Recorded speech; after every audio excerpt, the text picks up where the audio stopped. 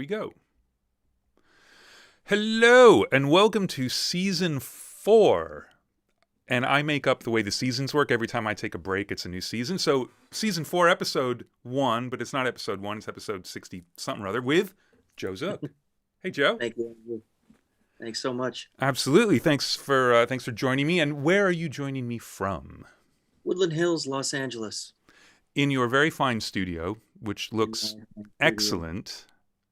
Thank you. Looks a little dark, but it's not actually. Do you have? Because I've seen the pictures on the website. You got some natural light in there, right? Windows right there, yeah. Yeah, awesome. That is a huge thing. I've had natural light in every studio I've ever had, and I wouldn't want to work without it. You got to have it.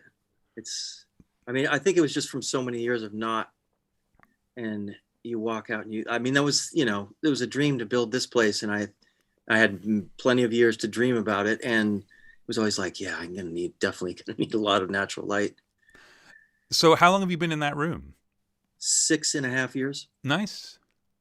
Yeah. Excellent. And is it at your house or just close? No, it's very close. And I built it from the ground up. And it was one of those things. I had a place in Studio City, which is, I was calculating the hours on the freeway, and it was about 30 something. Yeah. And my daughter was in kindergarten, and I went, nah, this isn't working. So closer. Yeah.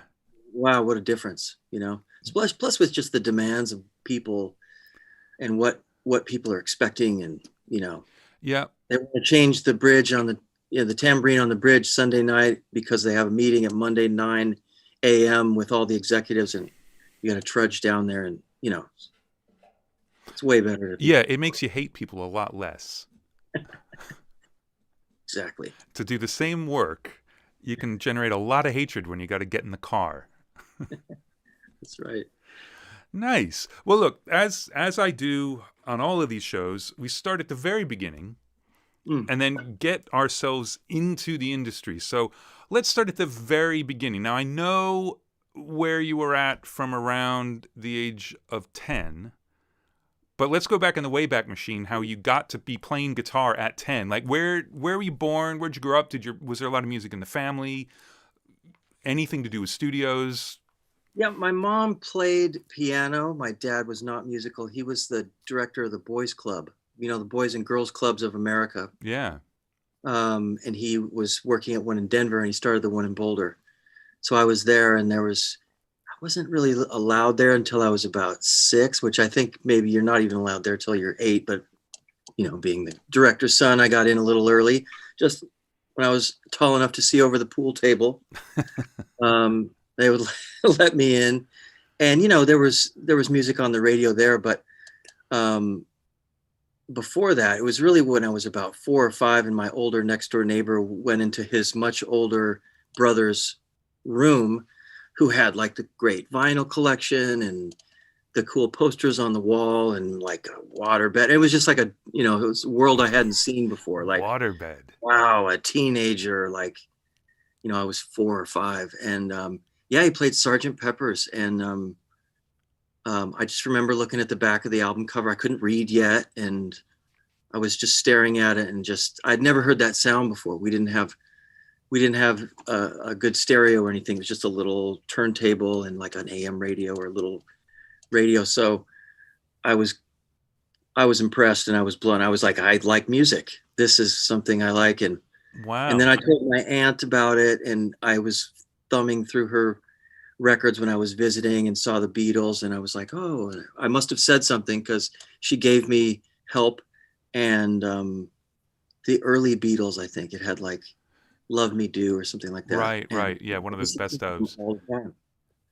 Listen to them all the time. And then my older sister got like Beach Boys and ABBA and Captain and Tennille. Wow. And listened to all that stuff. And then Queen, Another One Bites the Dust, and I don't know how these things would show up, but they would show up.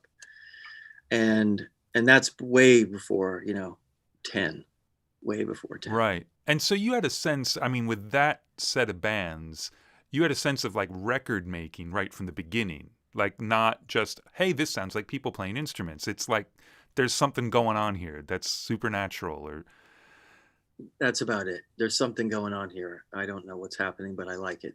Right. Yeah. Um, and um, and then again, I had kids in the neighborhood. I was kind of outside of Boulder, and we all on a dirt road, and we just ran around.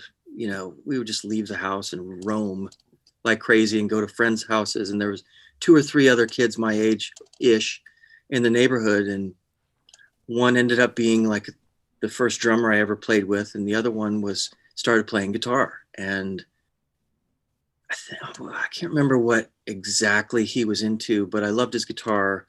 He had like an SG, and he got it from the Angus Young SG, because he was a big AC/DC fan, but he hadn't played it for me yet. And then I heard Back in Black on the radio when I was like 10, and I went, "What the fuck is that?" Yeah. And that started the guitar playing right there. Wow. So it was me and him.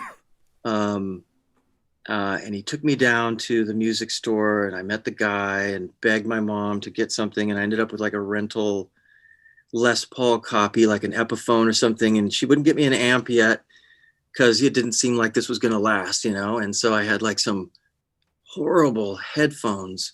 It was like a DI guitar sound or something. But I would, he would encourage me to play with him, and we would, by the time I was like 12, I think I'd learned every song on Back in Black. Wow.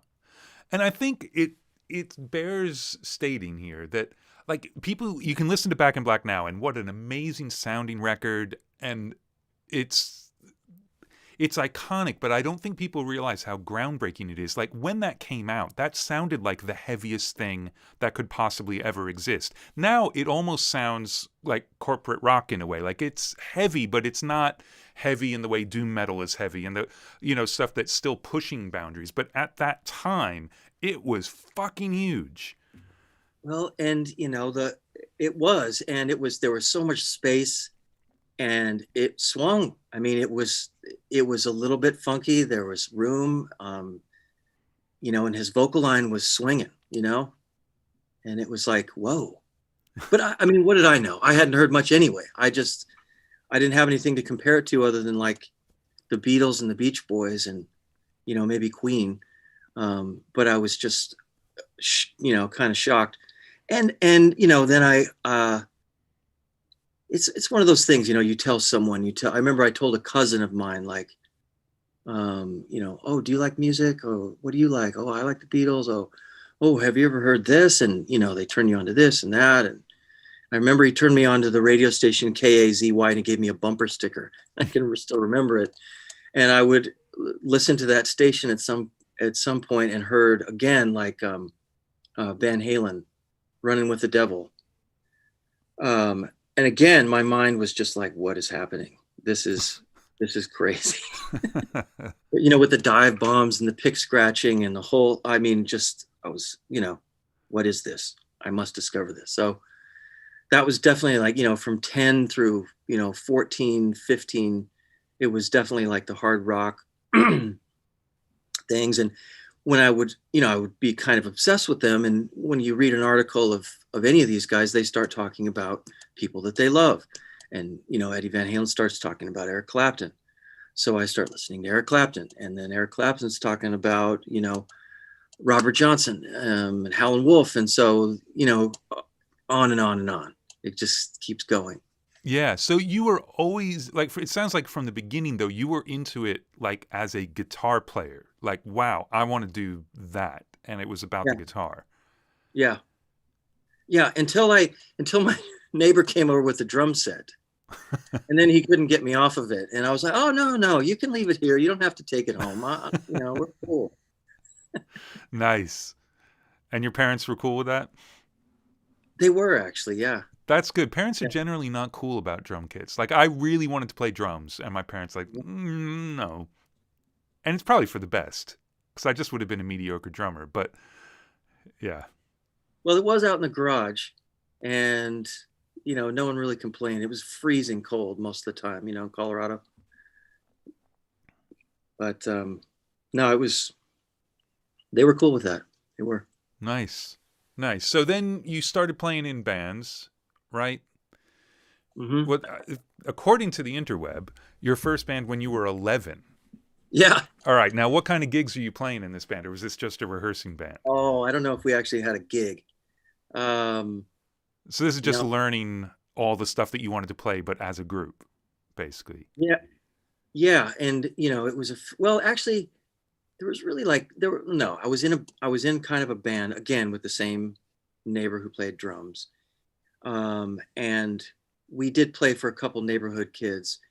And the other neighbor would join us every once in a while. So that was really the band. But we didn't have anyone who sort of agreed to play bass. Right. We had 2 guitar players and a drummer. But yeah, we would try and invite the neighborhood or friends over. And then there was another band that I would jam with that I wasn't good enough because everyone else was like 16. Right.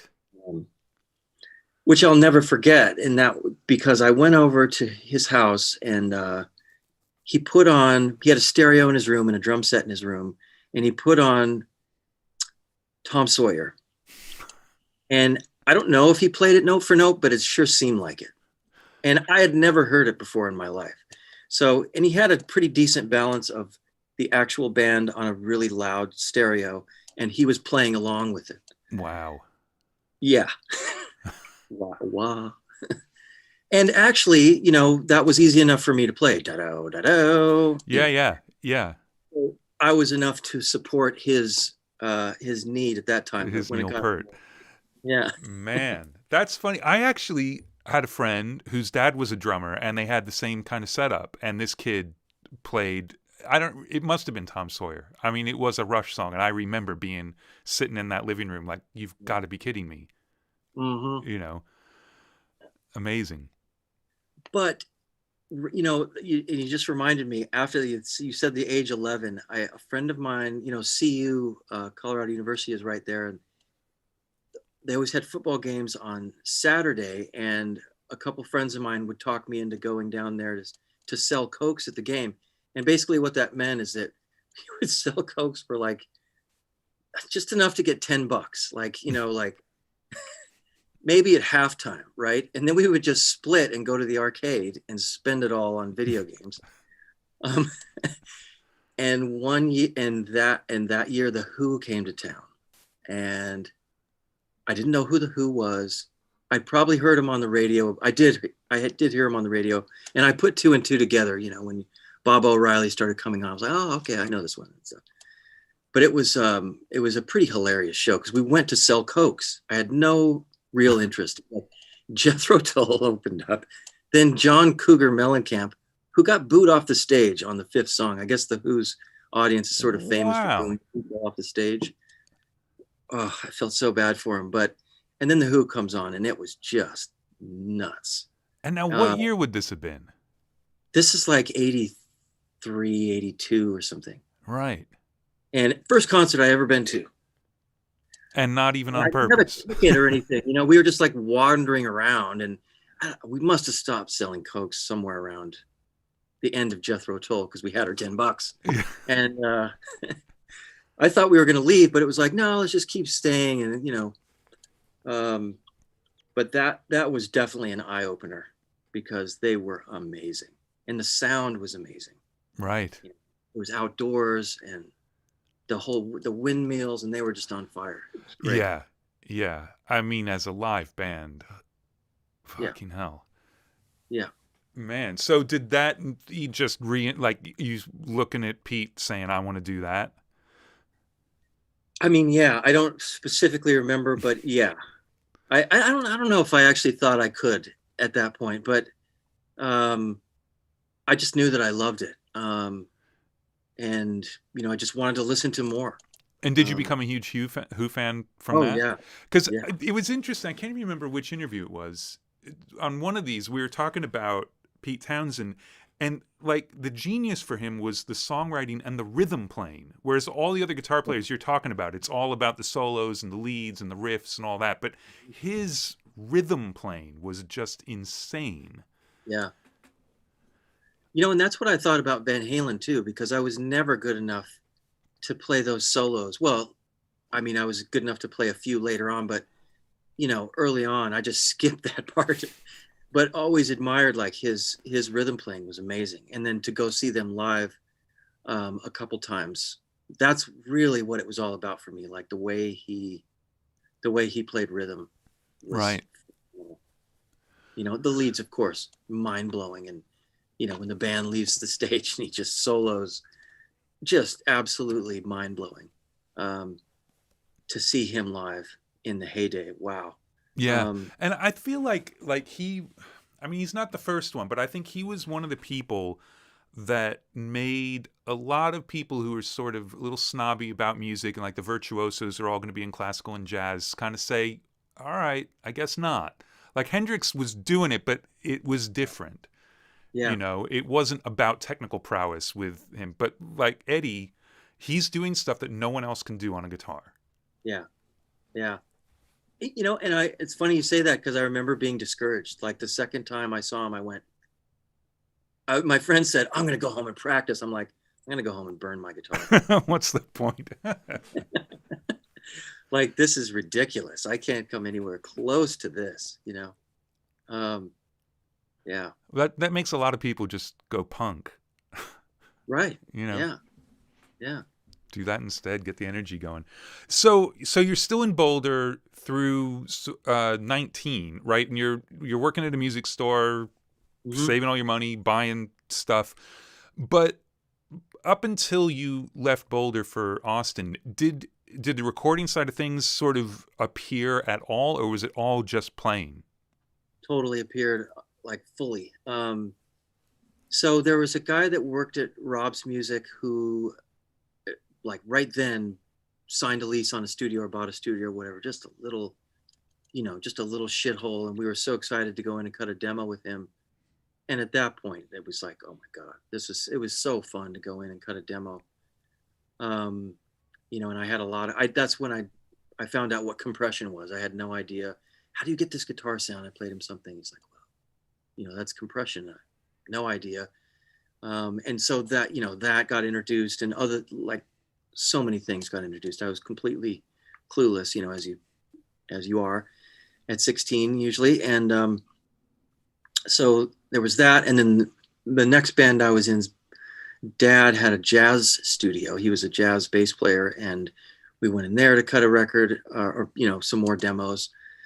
And then I had a guitar player who toured with Ray Charles, and said, he asked me to go learn something. On the very first lesson, he said, okay, this is what we're going to do. Go home and learn. And he gave me a Jeff Beck song, and I went and learned it. And it wasn't super hard. It took a lot of time, but it wasn't super hard.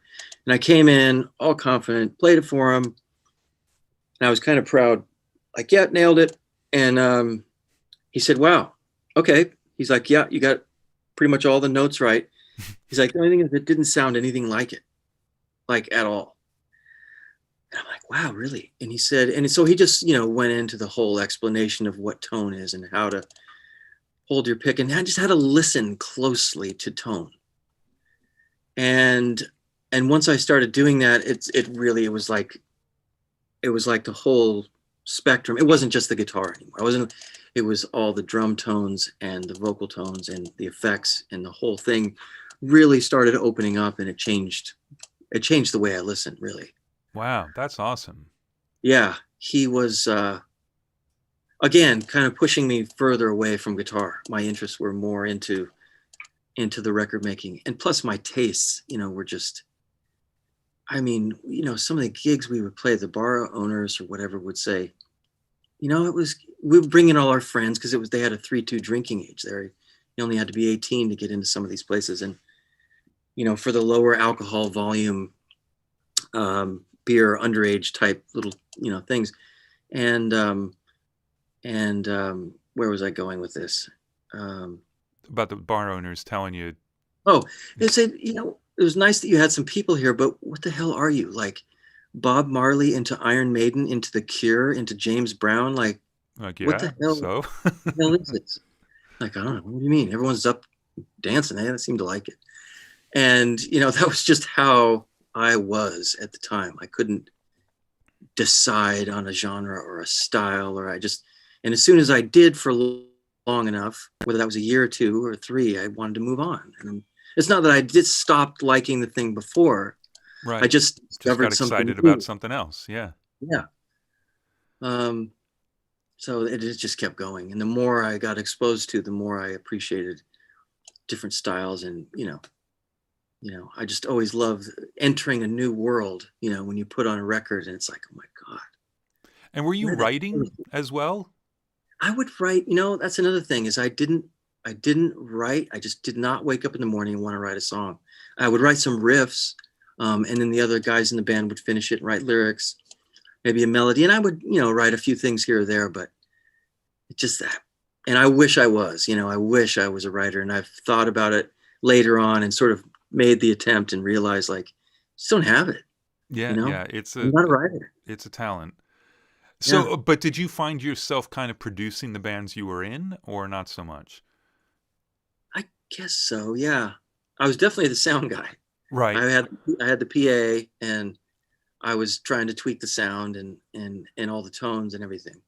And yeah, I guess we were all sort of producing, but I think the writers, or if you brought in the song, the front man brought in the song, he's pretty much teaching everyone and right, sort of directing it. But I love the tone thing, because it's exactly the way JJP talks about stuff, and we'll get to him in a bit, but that's it. If he had to give a one-line synopsis of what we do for a living, he'd just say chasing tone. Right.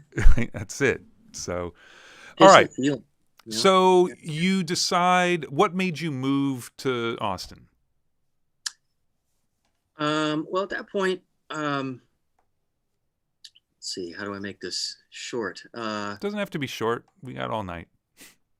Well, the band thing just, and you got to give me a band name too. We haven't had any band names. Oh God, Split Level was my favorite. At this time, and then, no.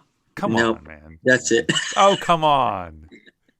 Come on. I'll tell you, okay, there was one, and I can say this because I have total disclaimer. In high school, we joined a battle of the bands. We had no singer at all. And someone in the band said, oh, I know a guy who wants to sing. And he says, we had him over and he sang. His name was Steve Whitehead. I love you, Steve. Haven't talked to him in 100,000 years. And he says, he was really good. And he says, I'll do this gig with you, but under one condition. What? He says, we have to call the band Blood Spasm, and I want umlauts over every vowel. So double umlaut O's. For every vowel. Awesome. Blood Spasm. Okay. We were like, kind of looking at each other like, oh, okay, fuck it, whatever. All right. So Blood Spasm. Pretty sure that was the only gig we ever played. That was really fun. But no, yeah, I wanted to go into studios. I started reading Mix magazine. I discovered that at one of the the jazz studio that I was in, and I remember there was an article in there entitled "International Freelance Engineer," or the International Freelance Engineer. And I read about it and I went, oh my God, that's me. That's what I want to do. Right. So, and I was like 17, 18. And so I kind of set out to do that. And New York was terrifying, and Hollywood or LA just seemed weird. And Nashville, I don't know what it was. And a friend of mine said Austin. He was from Austin. And he said, you wouldn't believe it. It's unbelievable. And I love Stevie Ray Vaughan and, a couple other connections of just, admiring the place. So I just got in my car and drove down there. Wow. And I had shit. I had nothing. And so this is post high school. And was there any talk of college or whatever, or like? There was some. I took a year of no school right after high school, and just did the band thing around town, and was sort of trying to build that into something to see if it was something I wanted to do. Right. and it was going okay. And then I just decided that, Studios. yeah. So, and they had a community college that had some recording classes down there. So I thought, okay, I'll just go down there. I don't remember what I was thinking, Andrew. It just happened. At that age, you don't have to, which is what's so amazing. Yeah. You can do that stuff. Yeah. Awesome. So what was it like when you actually got there? I mean, did you know anyone there? Not a damn. Okay. So this guy that it was acquaintance, a rough acquaintance, had 3 sisters there.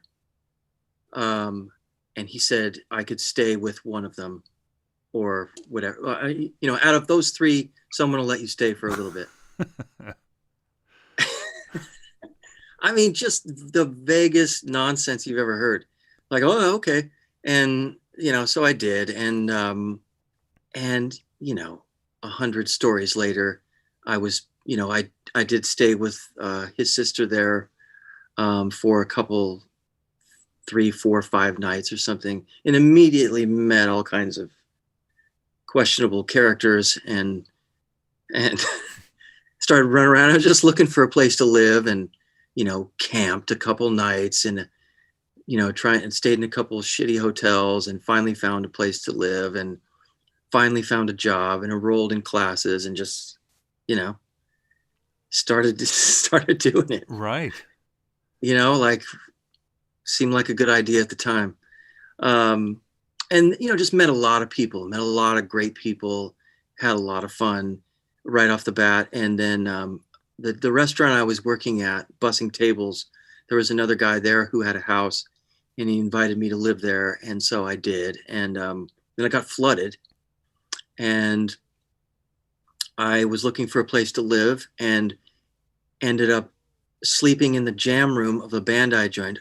I will tell you the name of this band, House in Orbit. All right. Okay, so House in Orbit was like madness.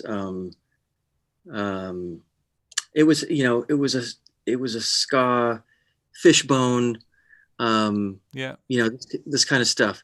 So it was like we had a horn section, we had a percussion player, keyboard, a couple guitars, and a couple vocals. And they looked like you when I met you, dreadlocks. And it was the ska thing with like metal riffs in the chorus kind of stuff. And they had a huge following.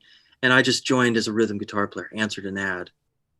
And just ended up, and it was called House in Orbit because they had like this shotgun shack in South Austin that had like 12 bedrooms, if you want to call them that.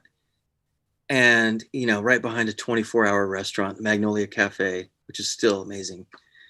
And there were like 13 people living there. Right. And half of them was the band and other people was another band. And, it was just it was just a scene. And of course they let me, sleep since my house was flooded. I stayed there and just, ended up staying there for probably a year and a half or something. Wow. And until I got an internship at a studio and left, the band thing behind. We were touring all over Texas and Louisiana. Wow. Playing, all over 6th Street and playing just all over Texas and Louisiana. And I was bored out of my mind. I mean, it was fun, really? But oh my God, was it boring. I was a rhythm guitar player in this band that was established. They had a manager. They just tell me what time to get in the van, tell me what time sound check was. I didn't drive the van. I mean, nothing. Like 23 hours a day of nothing to do. Upstrokes. No, of nothing to do. And then an hour of upstrokes. Right. And it was fun, but it was also just really not what I wanted to do. But in the meantime, I'm taking these, engineering and studio classes, which I was loving. And when that got over, I got an internship at a studio there and left the band. Right. Right. Well, let's hear about this studio. Let's hear about Tim Stanton Audio. Tim Stanton Audio. Stanton. Yeah. All right. I got a typo in my notes. Yeah. Yeah. He was a great guy. He has since left us, and it was just, you know, an internship. I worked there for a year without getting paid, I think, and I loved it anyway. He was, you know, he did music at night, and he did all this other stuff in the day, like ads and political ads, and you know, there was like Stardate, which was a, you know, a what was a PBS science show, Oh and yeah, yeah, yeah. yeah, which was great, and a fishing show, and like just random stuff. But he was a real, you know, he was a rock and roller, and he loved it. He was trying to make more records at night and on the weekends. And so that's what I would just end up doing all the time. And, you know, he had a really bad drinking problem. And so a couple times I would get a call at 7 a.m. of like, get down to the studio and do the session at 8 a.m. because he still hadn't been to bed yet. And so that's kind of how I got my start. Just show up, and you've got this, you know, whatever 19-year-old kid going, "Hey, Right. I'm doing your second now." But you're doing voiceover for a car spot, and you got to cut it up on 1/4 inch and send it out, and it's studios like that. It's such a great place to learn because you will do absolutely everything. You know, you might not do orchestra dates if you don't happen to have that sort of room, but you're going to do everything else. Yeah. You know what the one thing I took away from that was I was so flustered in the room when everyone was talking. And I was like, man, I got to do something about this. And so I came up with the idea to practice doing it. And with the TV on and the radio on and something playing, and I turned everything on that I possibly could, and then tried to go through all the patches I need to make and put up mics and bust something here and cut the 2-inch. It was just blaring, and I was like, it really helped. Wow. Yeah, I really learned how to like practice engineering that way. You know, because what we do here is so not obvious to, you know, compared to a musician. If you're in a rehearsal room versus, you know, the Madison Square Garden, it's really fucking obvious. And, you know, here we could be like mixing, you know, you could be mixing your Adele records and think like, oh, maybe I'll mess around with this new plugin that I got. And you're like dicking around. It's kind of the equivalent to sort of noodling backstage at Madison Square Garden, right? Right. Yeah. Because we don't have that immediacy there to remind us what the hell we're doing. So, you know, practicing that and being aware of that mindset, I think is really helpful to know. Well, and I love that something was difficult for you and you just decided you had to find a way to figure it out. Not like, everyone shut up, you know, and then that would have been the end of your career, basically. You were the 19-year-old that yelled at everybody and, you know, and ended the session. So I love that attitude about it. I mean, is there any sessions in particular that stand out as like little breakthroughs in what you were doing or what you learned to do? Yeah. Well, two of them. This guy, Ray Benson, came in, who was in a band called Asleep at the Wheel. They're quite famous in Western swing is what they call themselves. And he brought in his gear, which was like a C12, and we didn't have any of that. I think it was 1176. Excuse me. First time I'd ever seen anything like that or heard anything like that. And I don't know, like a Poltec maybe or something. I don't know. Up until that point, it was DBX 160, the newer ones, and, you know, like 414s and stuff like that, you know, 421s, you know, like a carpeted tracking room. And he, you know, brought in the high end stuff, and he has this enormously huge voice. So that was the real first time I heard, like, you know, top of the line gear. And you don't unhear that kind of stuff, you know? So that was certainly something I remembered. And the other one was this World Beat record that I got. His name was Dan Del Santo, and he was a well-known figure in Austin. Great live performances. Again, but he played a lot of, you know, he called it World Beat, which was soca, calypso, you know, various African styles, juju, and he was, you know, I ended up taking a class from him actually at UT. He taught a class on world beat music, and he had a radio show, and he would play gigs, and Tim gave me the record. Tim didn't really get along with him. So after a first few sessions, I was like, yeah, maybe, you and Joe seem to get along pretty good. Why don't you work on that with him, and I'll show up and check it out every once in a while. So I became the night guy working on Dan's record, Right. which I spent a lot of time on. And he had something out on Warner Brothers before, and he had some things. So when that was all, and I got to record and mix the whole thing, horns, and there were a lot of drum machines, but there were a lot of horns and a lot of, various choirs or vocals, lots of guitar, tons of guitar, and percussion, a lot of different things, African instruments and all kinds of stuff, break drums and all different sorts of Cuban timbales and whatever. It was fun. And when it was all mixed and everything, he started shopping it and got a nibble from Island, and we started talking about it. And man, Tim called me one day and he said, look at the paper. And somebody had gotten arrested and fingered him on it, or pointed him out as an accomplice on some sort of a drug deal, where Dan had supposedly grown all this marijuana for him, and he skipped town. Wow. Just bailed, went to like Mexico or something, and never seen or heard from him again. That's it. Wow. And it was heartbreaking. It was heartbreaking for many reasons. He was such a good guy. And so he was probably, I don't know if he actually was. I really don't think he was. I was with him for 9 months. And he was just, the whole community knew him, and it was very, I don't know. He was fine. And whatever he was doing, he was like growing some marijuana or something, if that. Right. But it was gone, and that record was gone. And so, that was about the time where I felt the ceiling of Austin and saw things getting signed and going to LA, going to New York. There were lots of demos being made, no records being made. Right. And I started making calls to other studios. I can't remember which ones, but probably, big ones. And they said, you need a degree. You got to have a 4-year degree. Your certificate from Austin College isn't going to work. Right. Like your experience is good enough, but that's what you really need.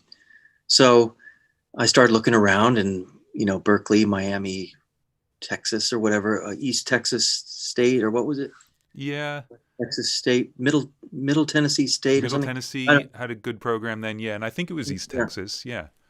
And Full Sail, and that's probably all there was. I didn't know about the other ones, and so I ended up going to Miami. They sent me a letter saying that all these credits would transfer in from the 2 years I had done at community college, and I did the whole audition thing, and got some help from them in terms of like scholarship, and off I went.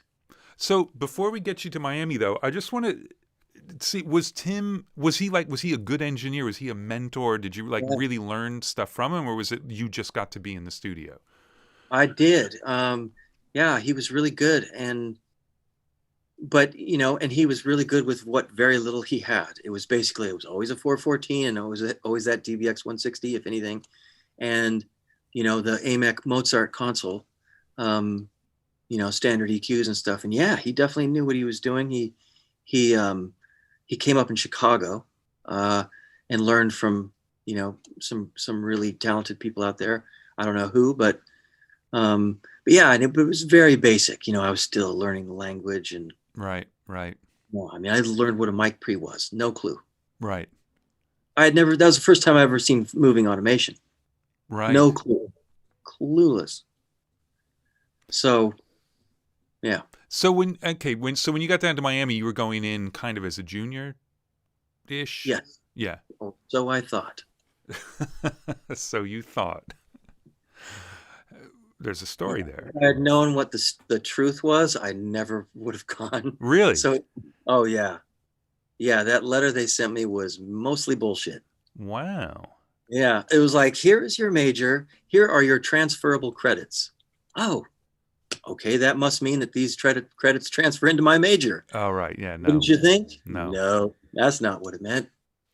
Yeah, not at all. So, yeah. Yeah, because for people who don't know, I was at Miami a few years before you. Yeah, but it's a performance major with a minor in electrical engineering, and then you happen to take recording classes.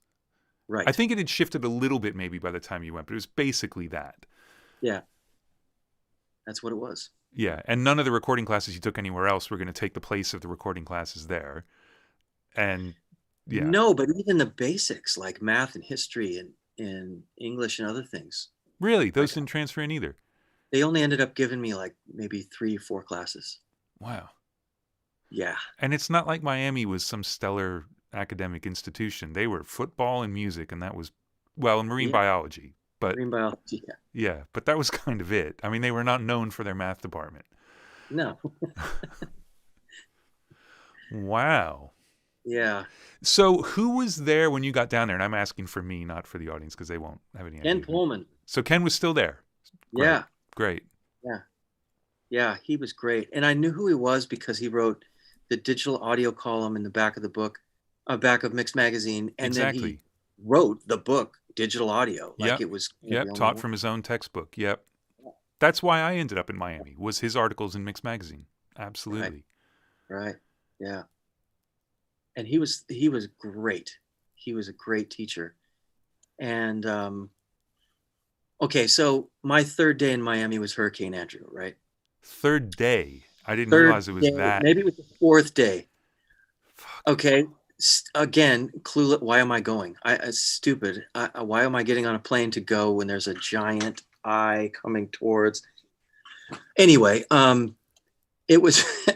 So yeah, it was the day before school started. I came a few days early and just wiped everything out. It was leveled. There wasn't a tree standing on campus.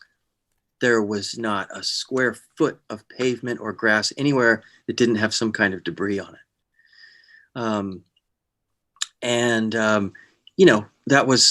There's a whole bunch of stories there to be told anyway, because I had to live in the dorms, and I was there with several hundred, maybe a few thousand people just like me. And so we all got to know each other pretty quick. And, there was only running water on one floor and everyone had to share. Wow. For 3 weeks. Maybe it came back on. We had no electricity or running water for a couple weeks. Man. And we're all in there together, So I was just meeting tons of people and, lots of people who had just gotten there and didn't know anyone else. So I made a lot of friends there that I have to this day on that. And which dorm? Just because, again, I got to ask. Good question, man. I have no clue. That's all right. Doesn't matter. I could multiple choice this if you know. I was in Ross, which is one of the 2 towers over by the kind of athletic field type things. But I don't even remember the names of the other ones. It doesn't matter. Yeah. Well, so, after 3 weeks, they send everybody home. Yeah, because that was the earliest they could send people. It wasn't because it took them that long to decide. It just, you couldn't leave. That's when the airport was open and they were figuring out what to do. Yeah. So I go back and stay with my mom for a couple, 2, 3, I don't know how long. And then maybe it was 3 or 4 weeks, and then went back and they decided to, now keep in mind, were you a trumpet player or? Yeah, I was a mediocre trumpet player. Well, you read music probably. Yeah. Yeah, I didn't. This was problematic, especially because they shortened the semester and basically wanted you to just do all that in a shorter amount of time. And this is my first semester, so I was, needless to say, way in over my head in the music department, sight singing and sight reading and, even jazz. I wasn't a jazz player. Right. So that was, I'll put it this way. I had to work so hard the first year there that like doing 100 hours a week with JJP was fine. Yeah. I was on the 24-hour schedule there for a minute just to try and stay there, you Yeah, know? yeah. So let me guess, you spent a lot of time at the was it a Denny's? And then there was also, what was the donut place? I've just forgotten the name of it. They because they were open 24 hours and they did the Round Johns, which are my favorite donut ever, like the chocolate I covered thought you were cream going to say a filled thing. practice room. I wasn't. I was in practice rooms. All right, even worse. Yeah. Okay. Yeah, even worse. No, all that stuff came later. No, we never hit the Denny's, but well, I'll tell you why. I was in that, what was it? Yeah, a year I was in the dorm, and then moved off campus. Did they have the quad there? Those two duplexes with the backyard right off campus? It was off the. Maybe, but yeah, Okay. yeah, I think so. Yeah. Yeah, that was kind of the hangout spot for the most part. Right. After that, so yeah, and then here's the thing though, Ken. After that first year, I was like, at the end of it, I remember talking to an engineering student and found out that they don't even really get into the studio for a couple of years. Um, and I don't know, it was just, it's like, man, I'm gonna have to do all of those classes over again that I had done, and um, all of this calculus too, and this crazy amount of math, and it's going to be 4 years. I can't afford it really because It's a that was super expensive school. you double the time, you double the money. And so I went in to talk to Ken, and he was like, "Well, what do you want to do? It's hard to make it. I would tell him, I want to make records. Well, you can do that, of course, but the odds and how often that works out. You're aware of that, or whatever he said." I said, "Yeah, yeah, yeah. Well, I mean, what else do you want to do? Because we've got guys here who write code for IBM, for Avid, for Motorola, for whatever. We've got people who are JBL sales reps. We've got, you can do all this stuff with this kind of degree." And I kind of thought, no, I don't want to. I want to make records, or I'll work at like a bank or something. I don't know. That's what I want. He's like, "Well, you should just leave." He said, "You should go and get a job as a runner at a studio." He said, or he said, "There's a guy I was just talking to yesterday who's a grad student who came to me because he wants to start a record label." He said, "That would be a pretty cool opportunity. Be a great way for you to learn about the industry and whatever, and get an education, and you could switch your major to music industry." And I said, "Yeah, but what about the other stuff?" And he said, "I'll let you audit my class." He said, "You can sit in. I won't give you a grade, but you don't have to take the test if you don't want to. But if you just sit there and, kind of, you know, chill, I'll let you Yeah. audit, whatever class you want to take." I was like, fuck. First of all, you're the coolest guy ever. Second of all, okay, I'll look into that. So that's what ended up happening. I talked to the guy, Matt Swartz, and he was, starting a record label, and they're still going today, Kane Records. Right. And it was cool. We signed this band called Treehouse. Jeff Babco was in the band. Right. You know Jeff, Oh, right? I know Jeff really well. Yeah, one of my favorite Yeah. musicians ever. Unbelievable. Like, it's stunning. So many guys like that at Miami. Yeah. Well, I shouldn't say that. Jeff is amazing. But yeah, so many great players. And so I just ended up in the studio all the time. I was producing the band Treehouse, and we started this label, and then we were in Gusman all the time. And then we got to go to Criteria, and we cut at Criteria. We got to mix at Criteria, and all the stuff that went along with it. It was a really good experience. So there'd be fundraisers, right, where you want to get the community involved. So like Joe Galdo from who owned South Beach Studios, where Tom Lord Alge was also working at Island Records, and Tom Dowd was there. So part of our ideas of launching this record label was to contact everyone in the community, get the Hard Rock Cafe to sponsor our event, get all these sponsors going, and have this community event, have everyone give a bunch of money so we can get this thing off the ground, and these kinds of things. And they were so cool, man. Tom Dowd showed up to like 2 or 3 of these things. Wow. And of course, I read up on him before I met him, and oh my God, man, was he just the coolest guy, and full of so much advice and guidance, and it just kept leading to other things. And check this out. He called me a little while later and he said, "Hey, you read music, right?" And I said, "Yeah." He said, "Well, I'm working on this thing. Do you like the Allman Brothers?" I said, "Yeah." He said, "Well, they just did, a tablet, the tablature books of all their songs, A to Z.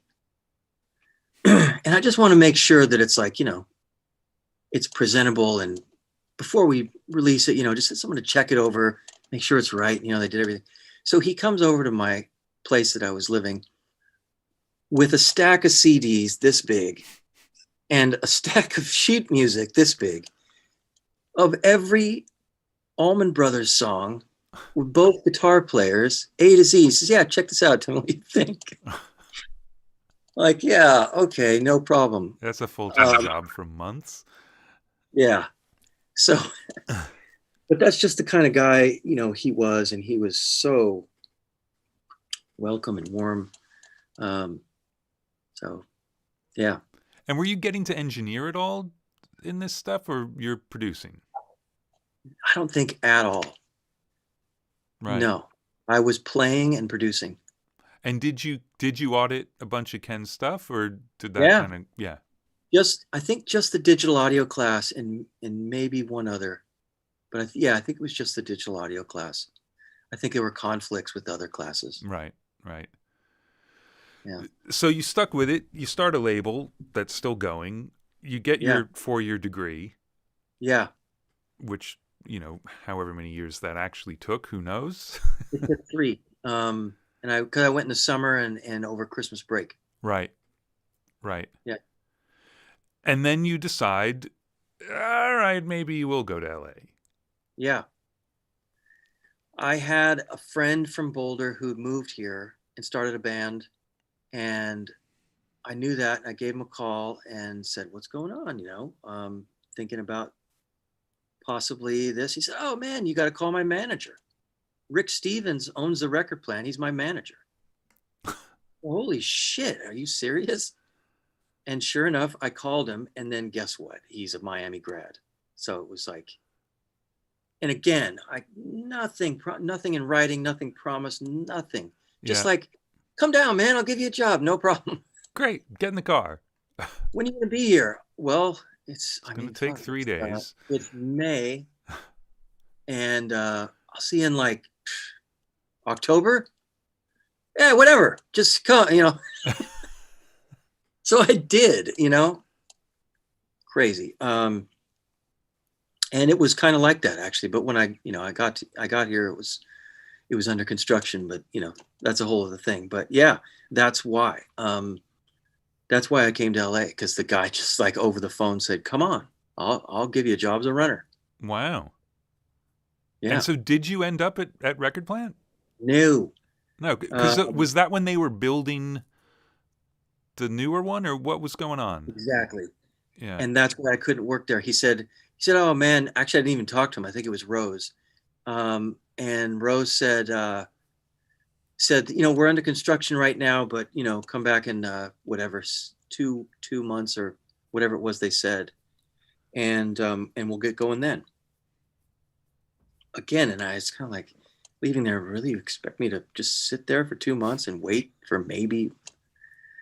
And okay, so here's the thing: as I was with the other guy in the band, his name's Scotty Stevens, who is currently a really successful hard rock songwriter and producer. But at the time, he was the rhythm guitar player in the band. He didn't sing, and the coolest guy in the world. I just met this guy, and he was like, "Oh, you want to go down and see Rick? Yeah, come on." And he, takes me in his car. We go down the record plant, and I'm walking out of there all dejected. And he goes, "There's billions of studios, man. Come on." And we literally, because then all these bands would cut demos with the assistant engineers at the biggest studios in town for free on down. And he had been to 5, 6, 7, 20 of them for all, I don't know, and he knew the receptionists everywhere. So we just started driving. We went to Cherokee, and I don't know, even know where we went. And maybe the 4th stop was Devonshire, and they promised me a job as an assistant. And I kind of told him, like, really? Like, I don't know. They had a Neve VR. I'm like, I don't know a Neve VR. And they're like, well, you can't start right in. You'll just shadow someone. So yeah, man, I had a job like on day 2. Wow. And that's kind of the way it was here. There was so much going on, and there was even a choice. I could have probably kept going, but Devonshire was close by, and I was staying on their couch in North Hollywood, and so it was close enough. And it was a huge room with multiple, tracking rooms and multiple mix rooms. And they'd been around for 26 years. And one day I showed up, and like on week, I think it was it was beginning of my 3rd week. We were tracking drums for Judas Priest, and there was like 30 mics on the drums, and it was crazy. And I walked into the live room, and all the mics were gone. I was like, oh shit. And I walked down the hall, and there's some guys walking down the hall with these clipboards and having this very official looking meeting. And I follow them into the control room I was working, and they pointed at the console, said, this goes, that goes. They pointed at the tape machine, and this goes.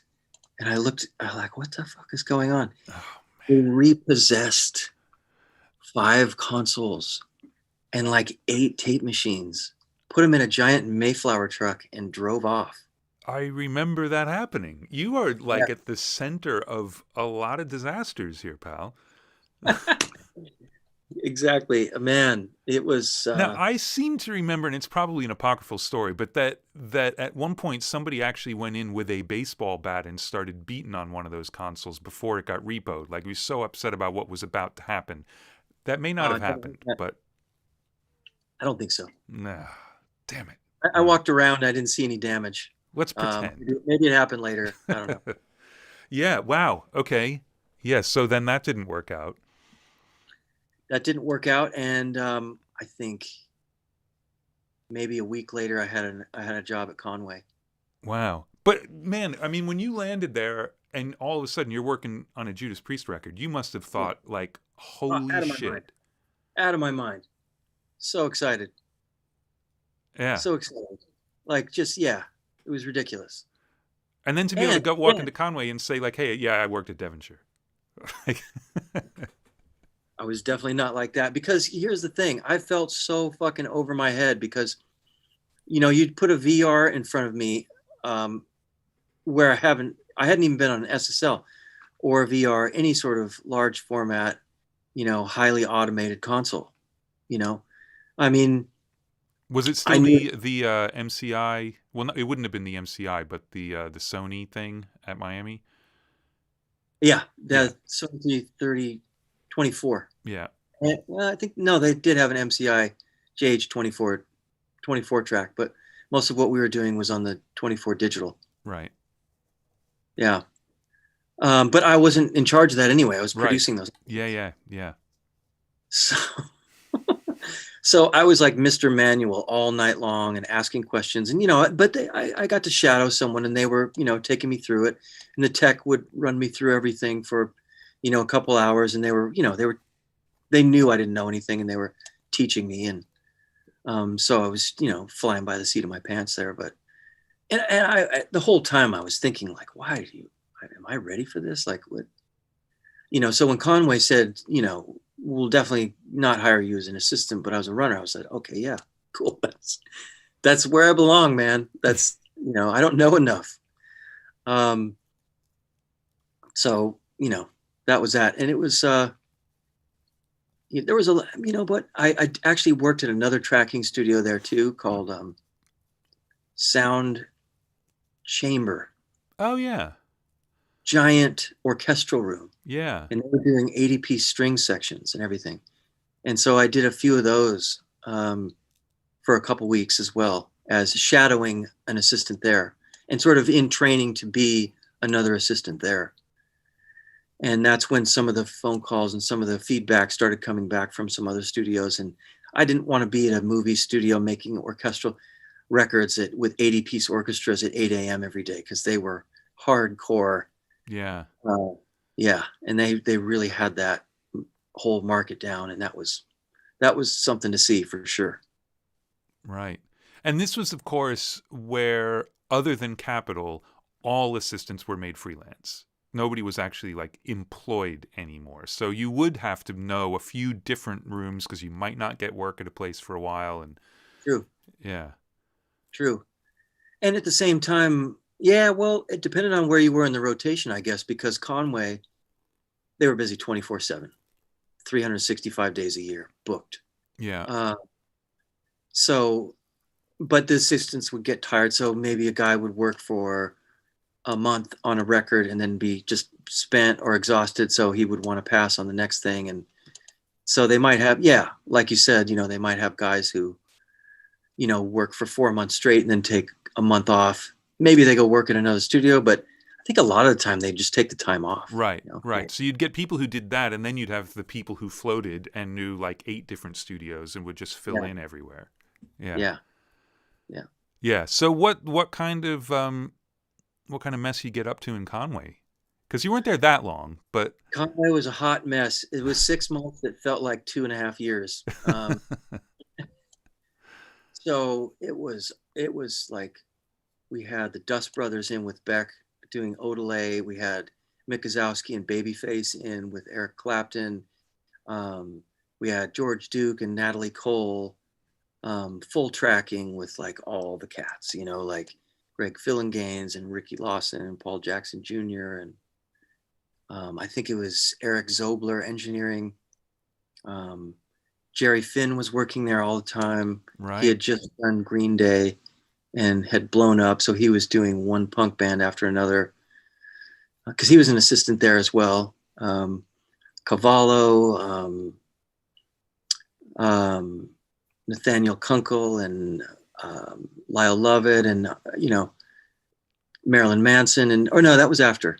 Yeah, so I was the night runner. And weeknight and that shift is like 5 p.m. to close, which is open, which is laughable because it was the sun was coming up most of the time when I was driving home. Otherwise, it was like 2, 3, 4 o'clock in the morning. Right.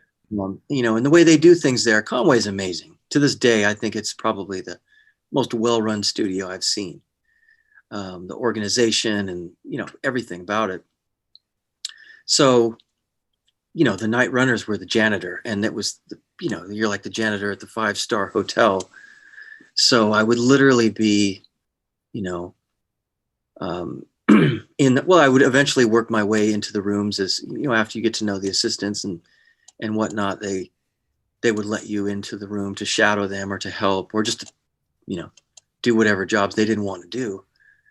And so it was, the drill. It would be, 1 minute I'm in the vocal booth with Natalie Cole adjusting her microphone, and the next minute I'm mopping the bathroom at 3 o'clock in the morning, and running for food and doing all the session setup and all this kind of thing.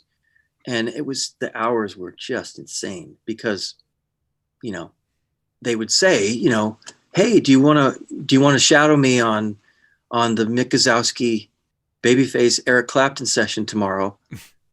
The answer is yes. But I just got to bed at 5 a.m. and your session downbeat is at 10. So, okay, I'll see you there. Yeah.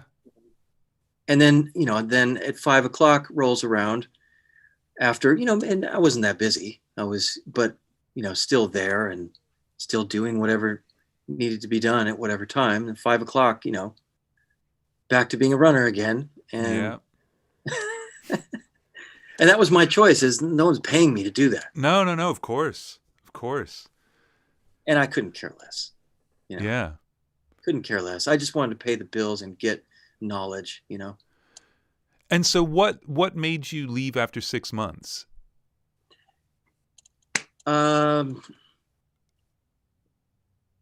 Was it an opportunity? Because you went to Yeah. Sunset and Sound Factory after that, right? So was it that opportunity, or was it something? I mean, it doesn't, not like digging for dirt. I'm just curious. No, 100% it was that. I just can't remember if I sought it out or if it just came my way. And I honestly don't remember. Right. Again, there was a community of people that from that one person I knew where I just met all these people, musicians and producers and engineers and, people that I'm still friends with today, like Jimmy, right, from Mates Cartage. Yeah. Jimmy Julio. One of the first, I think I met him on day 2. I met Lawrence Malchos, right? He's the tech at East West. He was an assistant at the time. I think I met him, that early. And all these different, people you meet. And so it must have just been one day, like, where it was probably Cappy, Lawrence's roommate. And at the time, that's what it was. Bill Kinsley, who was an assistant at Conway's, his roommate was Cappy, and Cappy worked at Sunset Sound. And I was there probably hanging out. And he said, hey, you should go check out, give Phil a call down at Sunset. They're looking for an assistant. We lost somebody, whatever. I probably that's what happened. Right. And then it was John Paterno. So he was a Miami guy and been at Sound Factory forever. And it was one of his gigs that he was moving from assistant to freelance. So it was a perfect opportunity. You go into a room that you don't know at all, but the guy who's engineering has been an assistant there for 4 years or whatever. Right. So he knows it like the back of his hand. He doesn't have to worry. And it's sort of like training and the passing of the baton and the whole thing. So I went for it. And it was Brad Wood producing. Right. Band called That Dog. Yeah.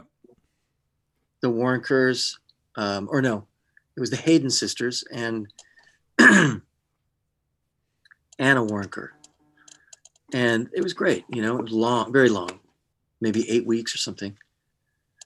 And just left after, 6 months and left on good terms. And I'd been back to Conway to assist and not full time, but like fill in assisting and stuff like that. And so that turned into a solid gig at Sunset then after that record? Exactly. Right. Yeah. And that's when I discovered Tchad, Tchad Blake, who was, because of course John had been in the room with Tchad forever, so now there was that vacuum, right? Exactly. And I didn't really know who Tchad was at all. I didn't even know his records, and that's when I started listening and started just absolutely in love with what I was hearing and go and visit. It was Husky at that time, Husky Hoskell, great guy who, those guys wouldn't really work that late. We would always be up at 11, 12, 1, and they were always out of there by 9, 10, 11 or something. So I would always go and hang out like, what does he have hooked up now? Because there's always something crazy. Yeah. Like you'd walk into the live room and just be like some tin cans around and a binaural head and, just whatever cacophony of ridiculousness was happening.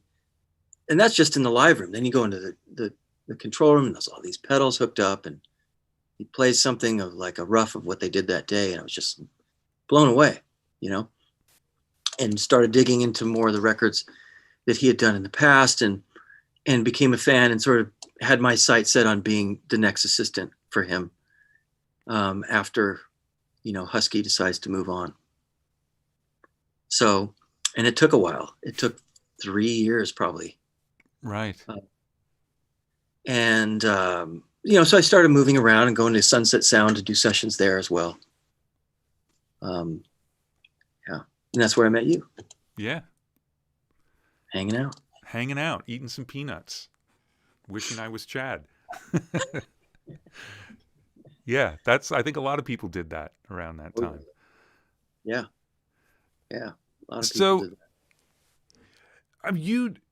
You took a long road to kind of get to the assisting thing, and then you stuck with it. It's eerily similar to Daryl Thorpe's story once he started assisting. You know, a lot of the same places, different times in a different order, and whatever. But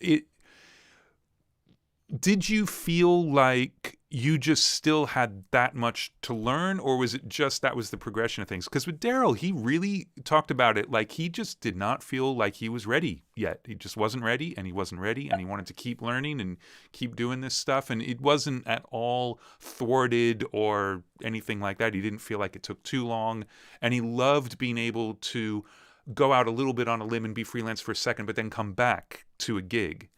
Yeah. Yeah, definitely similar to that. Maybe just a little bit more of a roller coaster. Like, you know, I certainly didn't feel like I was ready for it for a couple years. And then, a few things got under my belt because, you do demos or you do other records. There was a lot of first engineering going on in between the assisting, and things are starting to work. So I was kind of able to gauge sort of where I was at as an engineer and what my capabilities are within like a general vicinity, right, of accuracy. In hindsight, looking back on it, how accurate I was in that, it was in the ballpark. Sometimes I was way underconfident, sometimes I was way overconfident, because you don't know until you're in, till you drop the ball or till you score. It's like you don't know what is happening in those situations. But there was definitely a lot of back and forth, and, a couple records would come out. But, the guys that were coming in that I was assisting were, there was Joe Barresi and Neil Avron and Rich Costi and, then producers like Quincy Jones and T-Bone Burnett and, Mike Bressani, just on and on and on of guys where you're like, whoa, shit. Yeah. So yeah, that's enough. Yeah. That's enough to keep you humble. Yeah. No slouches there. No. And so I don't know. I didn't really feel like itching to get out of there until maybe 3 or 4 years. But it was really, just doing something else because the wait can be crazy. Just, 12 hours of, not much. And then, then the next day is really packed and exciting. But again, back to the wait. That was the hardest part for sure. That sounds very cliche. No, but it was, that was the grind. Yeah. Yeah. And who did you feel like, and not mentoring in a hands-on mentoring way, but like who came in where you're like, oh, holy shit, at second, and like had epiphanies about recording or producing or running sessions or whatever? Well, a couple producers, Mitchell Froome, and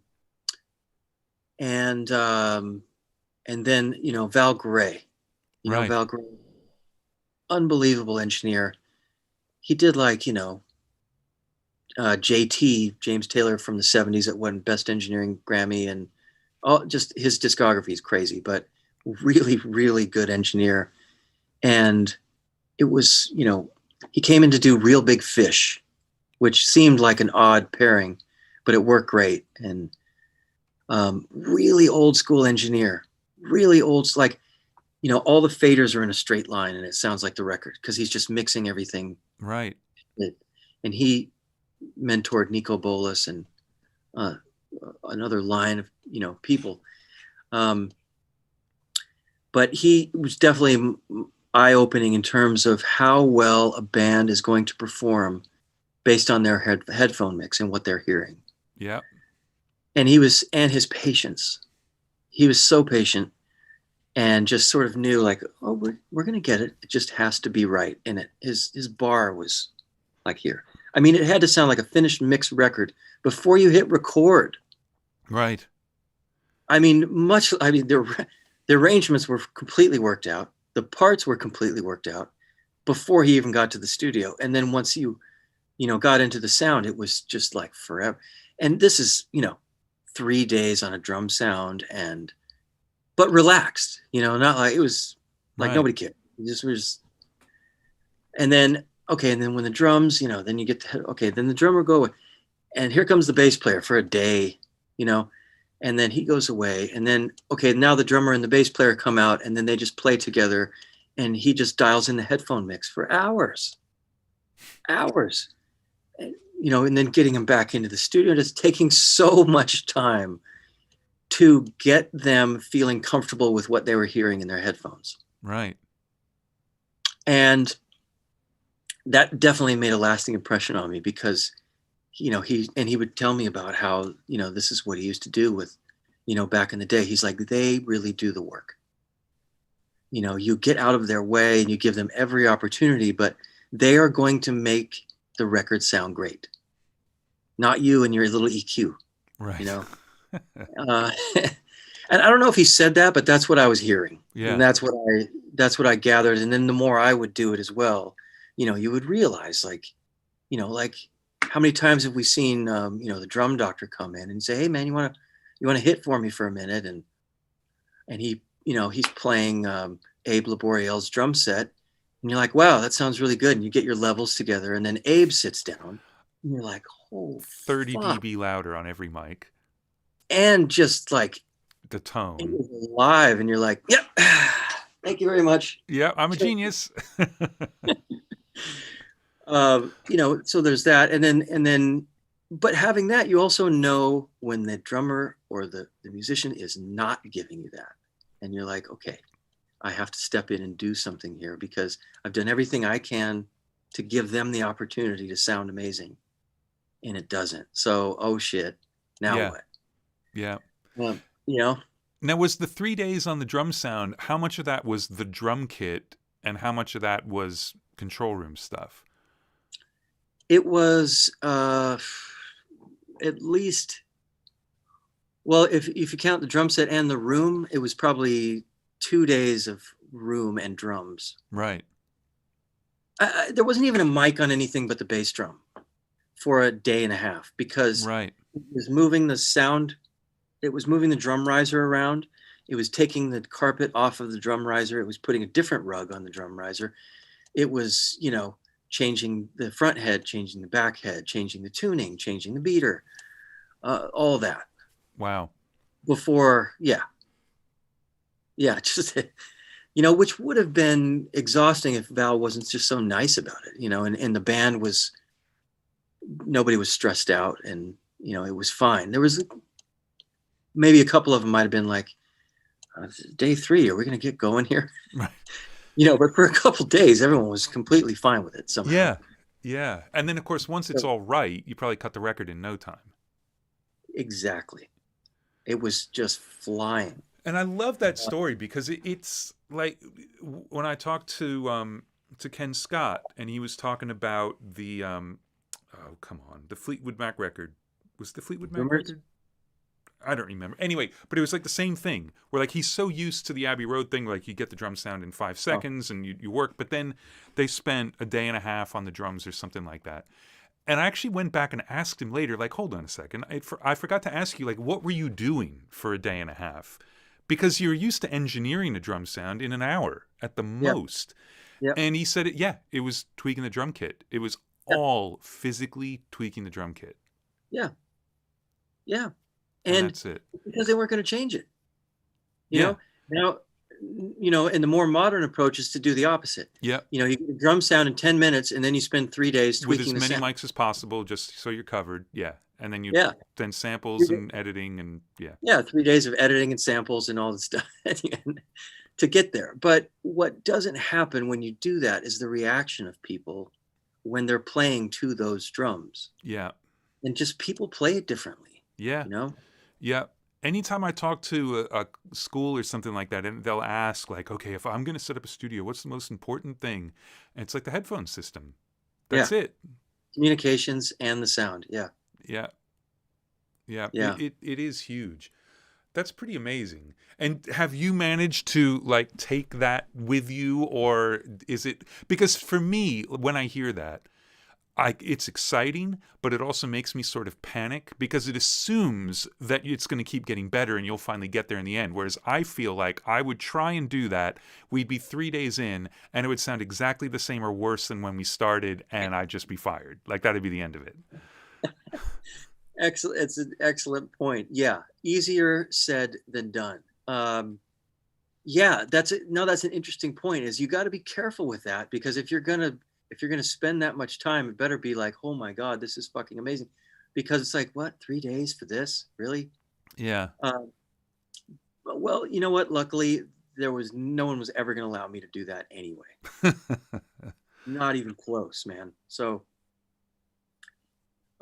maybe a half a day was crazy, or maybe down at Dennis Herring's place and working with her with no drum techs and stuff. Maybe most of the day.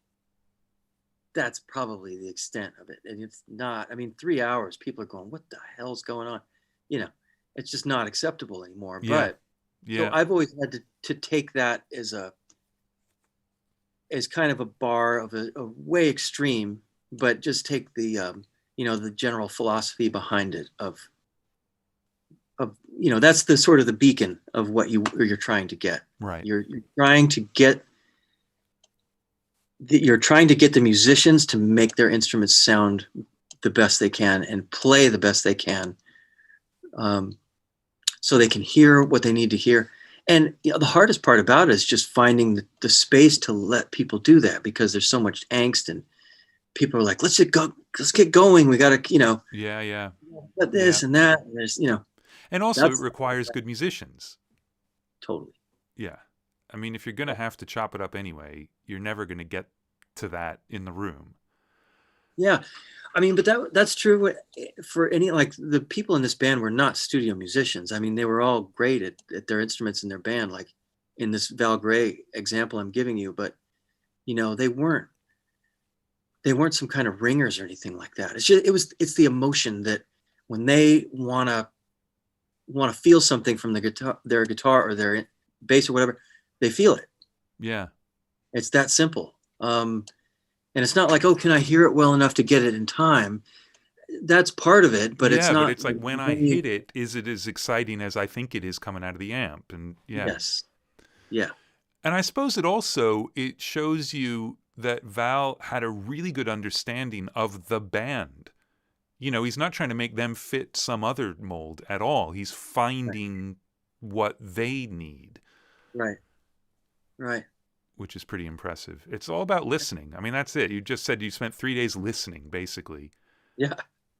And did it, and I'm just sticking on this because it's fascinating to me, but did it all kind of like snap into place and you were like, holy shit? Or it was just little baby steps, and then you're done?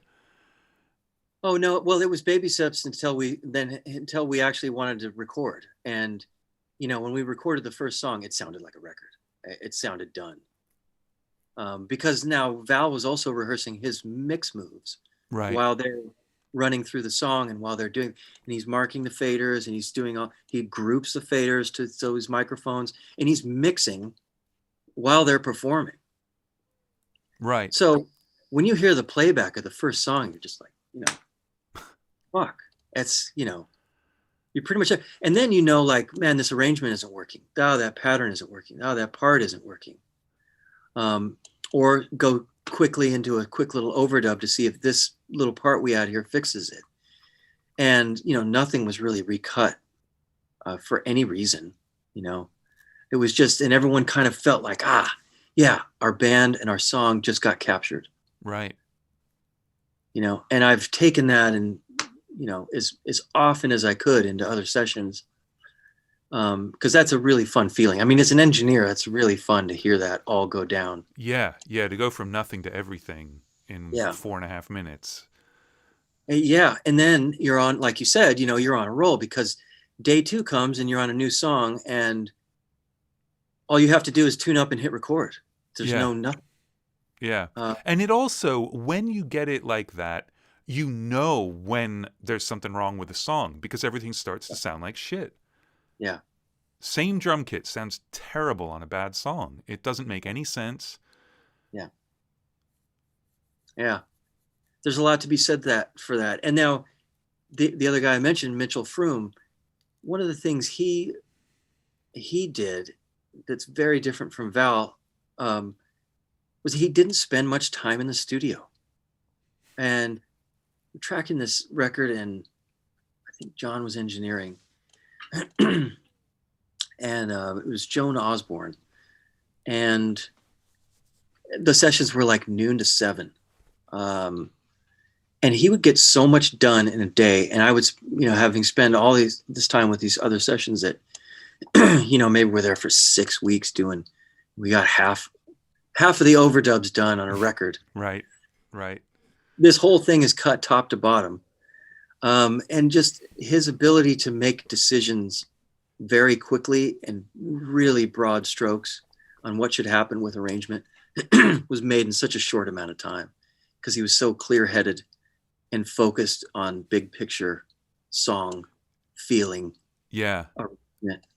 Chad's always said that his ability to get the song right is just amazing, and feel is a huge part of it. Like the feel of the rhythm section, getting that right. Yep.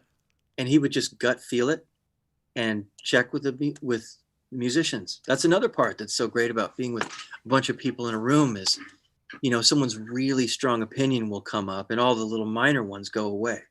So you're left with, the more, really robust, passionate feelings, where someone goes, no, that other take was the best. Or, there's just decisions can get made quicker and they will last longer. Like what you thought that day, you still think weeks later. Right. Because there's no point in second guessing it. You've moved on. That's the take you've overdubbed. Like, yeah.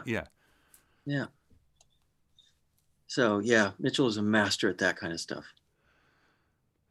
All right. So then what gets you from there over to Ocean Way?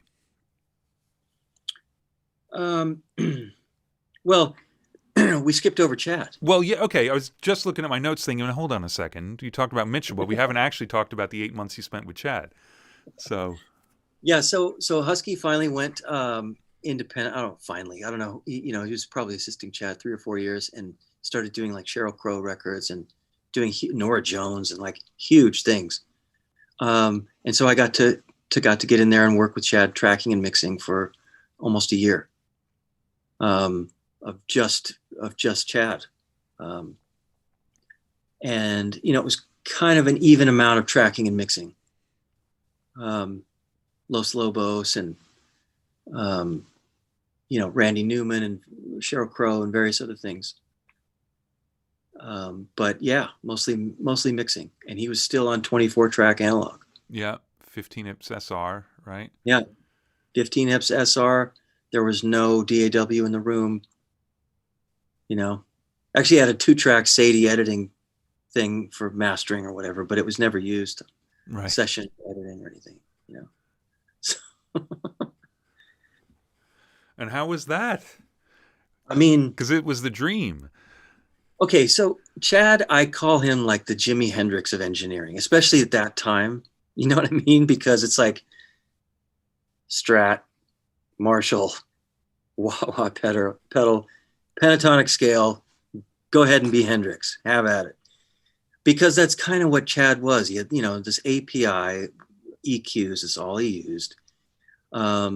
The 550As, and if he patched in an EQ, it was another 550A. There was a Pultec in the rack that never got used, and some other things never got used. A couple LA3s, like some, 1084s, I think he had on overheads and maybe on the vocal. It just wasn't all that for him. It was so simple. And after a few months, I could even guess what he was going to do and how he was going to do it. He had the Alan Smart on the stereo bus. He never even took it off, ever. It was just on for whether you were tracking or mixing or whatever. It was set, and you would look over and see the meter banging, and there's no bother. There's no reason to touch it. Right. You just roll, and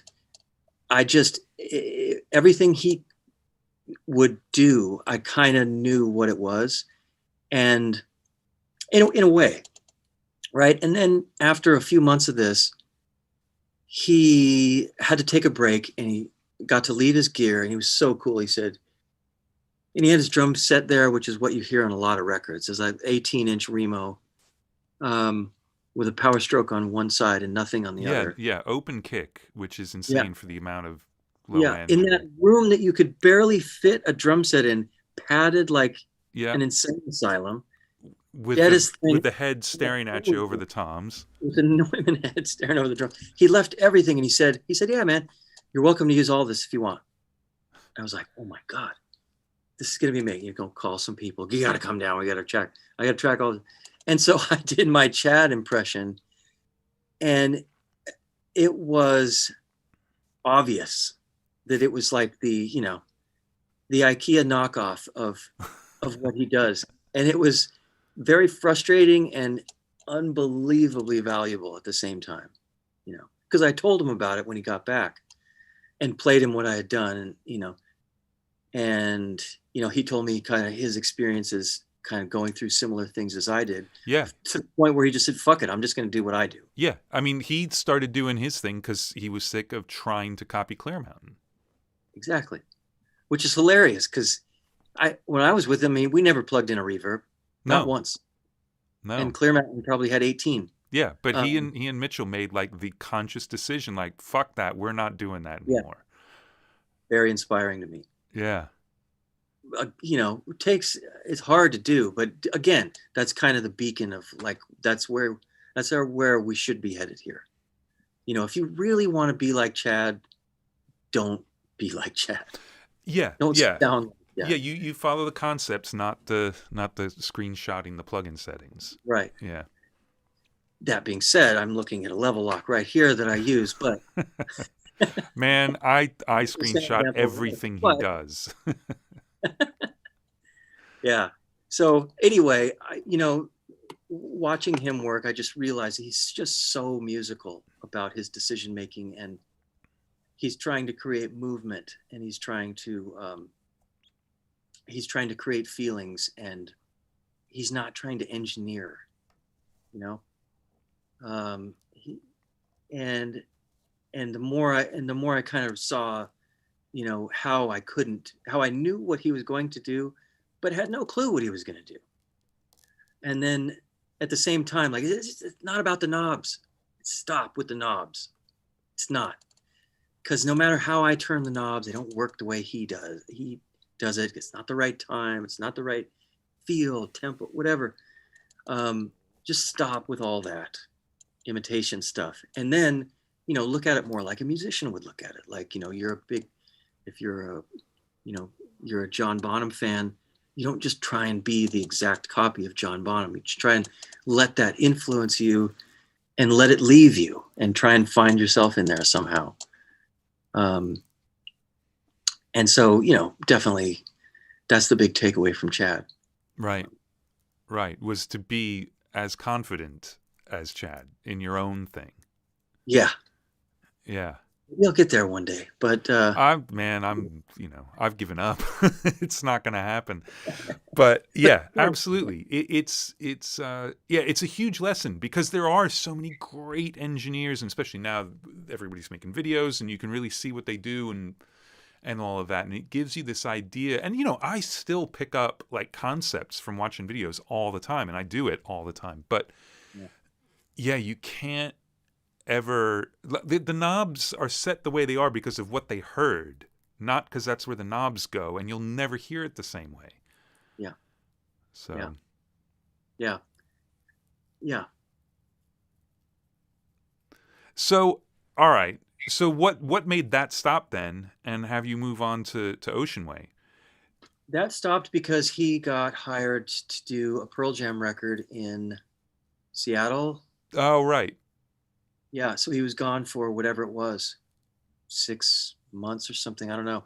But it was long enough for me to, I had to just decide whether I was. Now, I was also, at Sunset Sound before that, so I couldn't go there as well. But I had a couple things as an independent engineer that were going out there. Funny enough, I had actually mixed a couple of Real Big Fish songs before they came into the studio to work with them. Yeah, I saw that. So in '98, you'd mixed a few things for him. Yeah, and just by some weird coincidence, they came in to work with Val, and it was kind of awkward actually when we got into the studio. We're like, "Oh wait, you're the guy who mixed 2 of our singles on our last record," and now, oh, okay, cool. Well, welcome so to the let's talk party. about that for a second. So how did that come up when you got that gig? I don't know. I mean, it was this really great guy. I can't remember his name. Bass player from Oingo Boingo was producing that, and I think we met in the studio, and I played him something, and he thought he'd give me a shot at mixing something. So Right. and it worked out. So it was like that. Right. Right. And then yeah. So I had gotten a gig to do a full album. Okay. Oh yeah. James Valentine. He's a guitar player in Maroon 5. Oh yeah. Yeah. Yeah.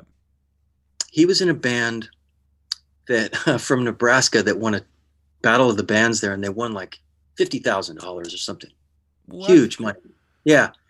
So they moved to LA to make a record, and don't know why they hired me to engineer. But I started doing it. So I left and kind of went out on this thing, and it was going to be a big, huge, long 2-month thing of recording and mixing. And so I kind of left everything and uprooted and done that whole jump sort of thing, not knowing how long or it would last or anything. And the singer, on like week 3 or so, I guess he had decided that for the making of this record, he would stop taking his medication or something. And something went sideways, and he decided he couldn't do it. So it just stopped. Oops. Yeah. And we had done like maybe 3 days of tracking or something like that. Maybe a little, probably more than that, but I don't know. It was something like that. So I kind of found myself without a job, and called Candace, who had started working at East West. She managed East West. And I said, hey, I was probably just asking for work. Do you know of any studios that need anything? She said, yeah, JJP needs someone.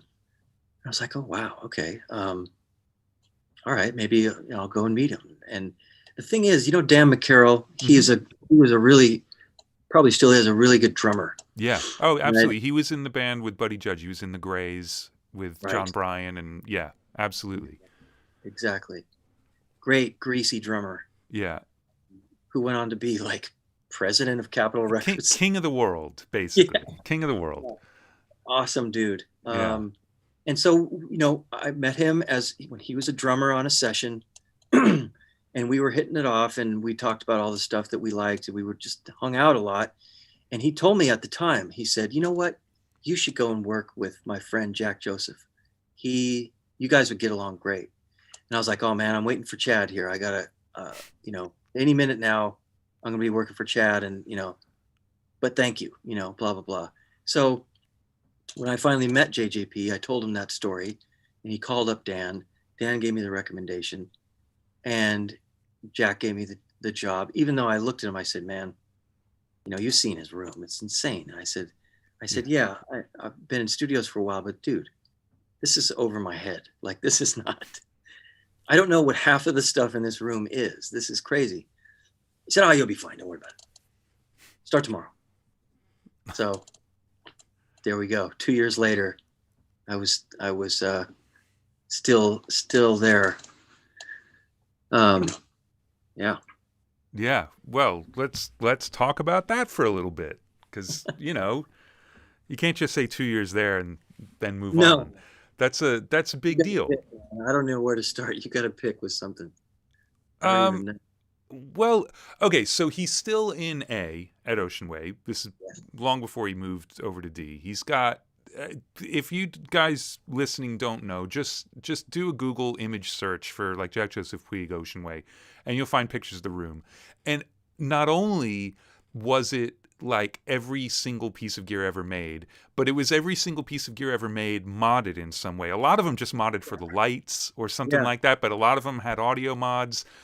And I was told by someone else who worked in that room for a few years that, like, if a connection stopped working, you just ran a new cable. So there was this sea of dead cable covered with an ocean of live cable. Like, it was just ridiculous. And all centered around a Focusrite console, which is like one of 3 ever made that couldn't nobody really knew how it worked except the people who worked on those. You wouldn't have seen it anywhere else. Mm-mm. And it was GML or Flying Faders in there? GML. Which I love George, but I got to say I would take Flying Faders as a user and trying to keep track of things. So it is a crazy thing to walk into, and he'd been in there for what, 8 years already or something like that? Yep. Yeah. So you're walking into basically like a recording harem that hadn't had the windows opened in 8 years. Yeah. All right, now you talk. Well, yeah, that I mean, it was great. It was great in a lot of different ways. Jack is a really good teacher, and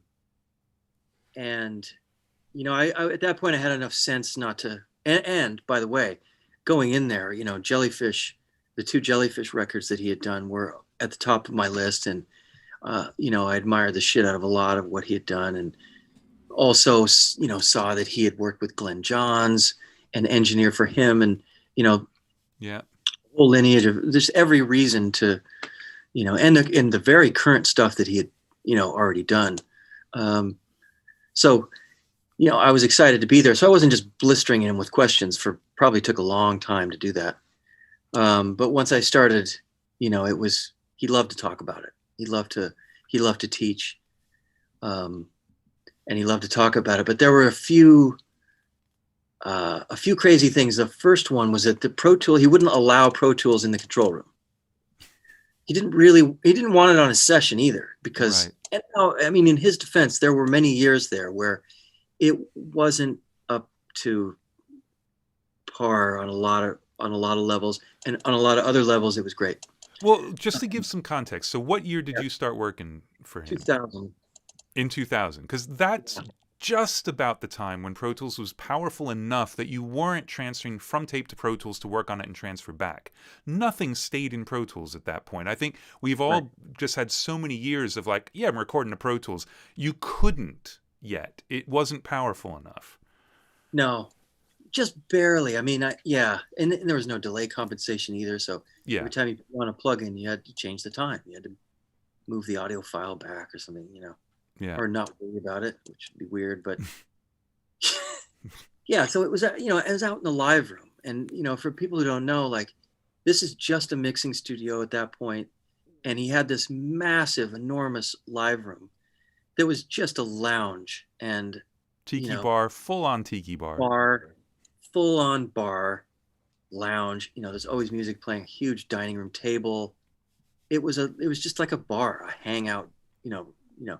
With, I think Chris counted 67 candles or something like that, burning at all times.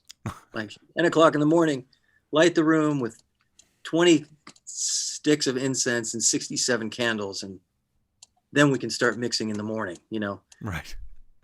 And it was like that 7 days a week. So, and he wouldn't allow Pro Tools in the room, so we were always transferring on to 3348. And finally I said, Jack, man, you really like this. I said, I'll set up a monitor over here, give you a monitor right here. You can just watch whatever I'm doing. And anytime you want, just grab the mouse and do whatever you want. And I can fix any problems here. I'll have mine, you'll have yours. Let's give it a try. So he finally agreed to do it and got bit by the bug and loved it. And so that was the beginning of Pro Tools in that room, which made things a lot easier because we didn't have to transfer to 3348 and few analog machines or whatever, you know, just technical nightmare. And and then, like you said, excuse me, the snake pit of cables. I mean, it was literally 2 feet deep of a giant spaghetti mess. And Jack was amazing, by the way. He would say, yeah, give me the, RCA 322C. Like, oh, fuck, we haven't seen that in a while. I was like, tell me when you got it. Andrew, it could be 30 minutes before I found the goddamn cable. Right. So I said, I had enough of this. I would talk to the techs. I would talk to the people like, how do we get this shit in the patch bay? Like, this is not. And they wouldn't agree to. And then finally I was up somewhere in some room there, and I saw a bunch of like big, huge snakes, like a bunch of 48 channel in wooden boxes, snakes. And I brought them down. And I said, Jack, we have to do this, please. And you know what it was? It was that his EMI console was ungrounded. So I'd be digging through that.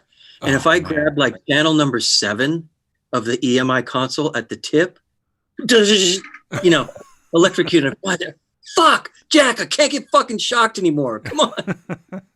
I think I blew a gasket and just like said, you know, he probably just laughed and said, okay, man, whatever, you know, go ahead, you know. Funny. So you got to rewire the room. Rewired. Probably took 8 months to just slowly, you know, whenever there was downtime or something, you know, Chris Steffen and I, who's still, you know, a very dear friend, would fish out some cables and, you know, hook up the room and everything. But, you know, before that, we started tracking as well because he produced Remy Zero. So I wanted to talk about that record for a minute. Yeah. Well, let's talk about that record. Yeah. Yeah. What do you want to know? Well, just in general, what it's like. I mean, because I think Daryl worked on it for a minute or so or whatever. But like that, for people who were in LA at the time, they were going to be the next Radiohead. Like they were going to be fucking huge. Yeah. And everybody was involved or knew about it. And I knew a bunch of people in other bands who knew them. So I got to go say hi like once and, you know, like, woohoo, I was in the room for that. And it was a big, big deal. Yeah, absolutely. And well-deserved, man. Those guys were so good. And seeing them live, and man, when they would really hit it, you know, they were one of those bands where you'd see them and you'd go like, okay, they were good. But if you caught them on the right night, that's what you would say. You would say, holy shit, these guys are the next anything. X, Y, and Z. Yeah. Yeah. Yes. And so what was it like? What did you enjoy working for Jack when he's mixing or tracking better, or you didn't care? It like just anything? Well, the tracking was definitely they were very different. It kind of depended who it was, because there was some part of the mixing was man, part of like recording to multiple formats. Okay, so you know, we're going to two DA98s to half inch to 2 DATs to an SRC, some high res DAT, and some other thing, which meant everything had to be written down. You know, the song name, the time, everything had to be very accurate. So like you'd look over at my desk and I would have like, you know, all these different formats, and the recall was horrible. So you would print a lot of versions, strings up, strings down, strings up, strings down, bass down. You know, just 25 versions of a song on 6 formats. Right. I mean, not fun. But up until printing came, it was really cool because, you know, there was a lot of, you know, there was just mixing, and I was right there with him mixing all the time. It was not where I was out of the room and he, you know, because he kind of needed someone there. We were always hooking something up, and if he would ask for something, it would take a while. Even after a patch bay, it would take a second. It wasn't super quick because there were like 115 compressors in there. Right. You know, it was insane. And then, you know, the documentation and all that stuff. So all the actual mix work was great, but then, you know, the documentation and all that was like, felt like a librarian, you know, it's like, but it was only a few hours a day, and, you know, you kind of suffered through it and on to the good stuff. Yeah. Yeah. And then tracking was awesome because I was more like an engineer. He was more like a producer, and I was more like an engineer, even though he was, you know, choosing the microphones and all this kind of thing. And I don't, you know, if he was like leaving sounds up to me to decide on, not really, but I would set something up and, you know, get a sound, and he would adjust it or not or whatever, usually would. So it was a very different role, you know. Right. Because he was never tracking for other producers. Right. I mean, I seem to remember there might have been an overdub or something like on a Green Day record that I was working on while he was mixing. But generally, he's producing if he's tracking. Yeah. Yeah. Absolutely. I think I have to plug the power supply here. I've got 10%. Sorry, Andrew. Oh yeah, 10%. That's no good. That starts getting me stressed out. I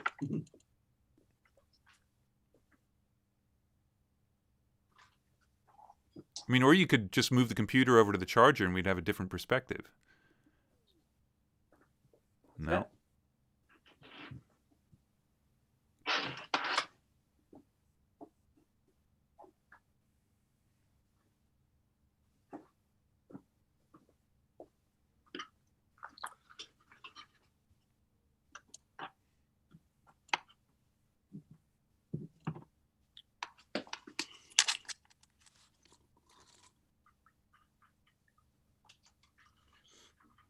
Where were we? All right. Sorry. Well, okay, so we were talking about Jack tracking, but right at this same time is the first production credit I can find for you on the X's. Right. So how'd that come about, and was that sort of in between, or did you get some time off to do it, or how'd that work? Well, remember I was telling you about the guy who was driving me around to studios like the second day I was here? Yeah. That's Scotty Stevens. He's the front man of the X's. There you go. So, part of paying rent on that situation when I first moved to LA was doing demos for that band in their house and house garage and everything. So I was always cutting something with them and working on things. And, whenever they would have downtime, I would, engineer their demos or whatever. And that kind of moved into some production things. And Scotty moved into being a lead singer and then got himself a deal. And I was helping develop that in terms of, engineering whatever, co-production was happening. So when he got signed, 2 of those songs that we were doing, they wanted to use, and they were my productions and mixes. So that's how that made the record. Right. Nice. And you're doing other engineering work throughout this on and off, right? Yeah. Yeah. Quite a bit. But it had to take a back seat because he just couldn't turn down, sometimes it'd be like a, 4-week project, and you'd have to turn down the entire thing to do 2 days of tracking or overdubs or mixing or whatever. Right. So I'd have to turn down a lot of that. Right. But Jack was actually really cool about that. And he was very supportive after I'd been there a while and things would start to come up, and I'd have a tracking session and say, can I do this? And Daryl actually subbed for me a couple times, and Jack was great about it. And I could just go off and for a week or 2 and cut something and come back. That's awesome. Oh yeah. Because he could easily have gone the other way with that, because he's there every day and running that room is not easy. So he wants somebody who knows what's going on. And yeah. Yeah. I mean, I can't imagine what breaking in somebody new in that room was like. But how long did you overlap when you took that on? 6 months. Probably about 6 months. 6 months. And who was in there before you? Rich. He went on to become an executive at Guitar Center. Oh, right. British guy. I think his name was Rich. But very quick, he was really young. I think, I think he went into Guitar Center like within a year after leaving Jack. Right. I think he just decided he didn't want to be in the record business anymore. I'm not sure. Well, Jack broke him. That building has broken many people over the years. That and East, West, and Cello, or whatever you want to call it. All right. Well, look. So you worked with Jack for a couple of years, and then it became time to just be freelance, right? Like that was. Yeah. It was a combination of getting calls that it just hurt too much to turn down, and just that I was just wanted to change. It was just a little much to be doing that for that long. I mean, some of those hours were, especially because the Remy Zero thing. You start tracking, and then there's a big mixing project comes up, and then you do it back to back. And so you just end up like 45 days in a row at 100 hours a week, and it's like, oh my God, what is happening? Right. You know, you get a little crispy. Yeah. Yeah. I think it's funny that people hear about the sort of hours you put in, like, oh, come on, that's not really possible. But the thing is, it's like you're bookending somebody else's very long workday. So you're in at least an hour before, and you're there probably, 2 hours after if he's mixing because of the documentation and printing and all that stuff. Yeah. So, yeah, add 4 hours onto someone who's going to take probably a 12-hour workday. So that you can easily get up to 16-hour workdays. Okay, yes, but here's the thing with Jack's room. Now, and Daryl will tell you this all day long, okay? So Jack would leave maybe around 10 or 11, and there was a bunch of work for me to do, mostly like setting up mutes and clearing out, you know, setting up all the automated mutes for the next song for the next day, maybe printing the song that had been done that day and whatever. But, you know, as soon as Jack leaves, you know, Daryl comes over from next door. You know, maybe Nigel comes with him, and we all go to the bar and have 5 drinks and playing music. And I mean, are you really working at that point? I don't know. No. So there's 4 hours a day right there, maybe, you know. And, you know, maybe I would have a couple drinks and then go in and do mutes for an hour and come back. Right. Stuff like that. And that was a lot, you know. There was a lot of hanging out, especially with, you know, the tracking and stuff. So, and then, yeah, there were other days it was just, you know, you're engineering for 12, 14 hours a day. Right. Right. All right. Well, I won't feel bad for you then. Yeah, you don't have to feel that bad. No, it's good times. It's very good times. So, all right. So you get your freelance. It's around what, 2002 or 3 or something like that. Yeah.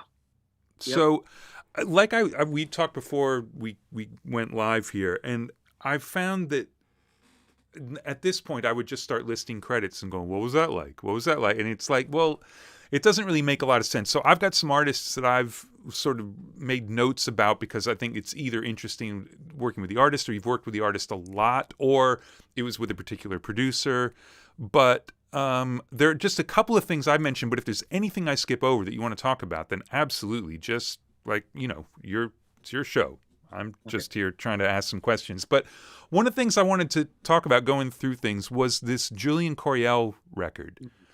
Because this was not that long after you stopped working with Jack, and it felt pretty Jack to me. And I was wondering if, first of all, am I right? Second of all, was any of that because of the band, or was this just where you were at as an engineer at the time? Like, what? Because that can be a really weird thing where you'll get hired because of people you've worked with. They're hoping, like, hey, he'll do the Tchad thing, or he'll do the Jack thing, and I'm curious if there was any of that going on. No, I think that just came naturally from listening to Jack's mixes for 2 years. You know, some of those sound. First of all, thank you. That's cool. Compliment. I don't think anyone said that, but that's just being influenced by that. You know, you're just in that world for so long. You know, that's kind of how that happened. But Julian's a genius. First of all, have you ever worked with him? No. Oh my God, his abilities are beyond. And I was assisting a record that he made with Nico Bolas producing at the Sound Factory, and we got along really well. And he got dropped, and he had no money, and asked me if I would, you know, work on his next record with him and try and get signed to something. And he had no budget, and so on whatever downtime I could, we would go to his bedroom, you know, in Venice, in his little shack bedroom, and make this record on whatever downtime we could. So, wow. It does not sound like it was made in a shack, I'll tell you that. Yeah, it was a little tiny guest house in Venice. Right. And mixed there too? Yeah, it was mixed all in the box, in my apartment and in his, pretty much my apartment. and you know, pre-mixes at his little place or whatever. So yeah. Right. And right around the same time, there's a Jupiter Sunrise record too that you produced. No, Marshall Altman produced that. Oh, right. Again, this is the internet. It's saying you had a production credit, but yeah. So Marshall's been a major part of my career, and that was one of the starts for him. And he was, wow. How do you start with Marshall? He started as a signed artist and then signed to Capitol, singer-songwriter, became an A&R guy for Capitol, and that was really kind of his career. Worked with tons of huge things and was working with Cavallo and probably Gary Gersh and all this different people, Capitol, for a long time, and then started to want to get back into producing, which is what he does now very well, by the way, and writing. And that was one of these baby bands that he wanted to just go and find and produce and see what could happen there. So that was, right. Jupiter Sunrise. All right. So here's another one that you've got a production credit on, and I don't know if it's right or not, but Liz Phair. Yeah, I'm not hired as the producer. Well, the internet's been kind to you then, man. That's good. Yeah, too bad I'm not trying to be a producer at all. Yeah, Liz Phair. That was down at the Village. What I really remember about that is Aaron Sterling, who's a great drummer.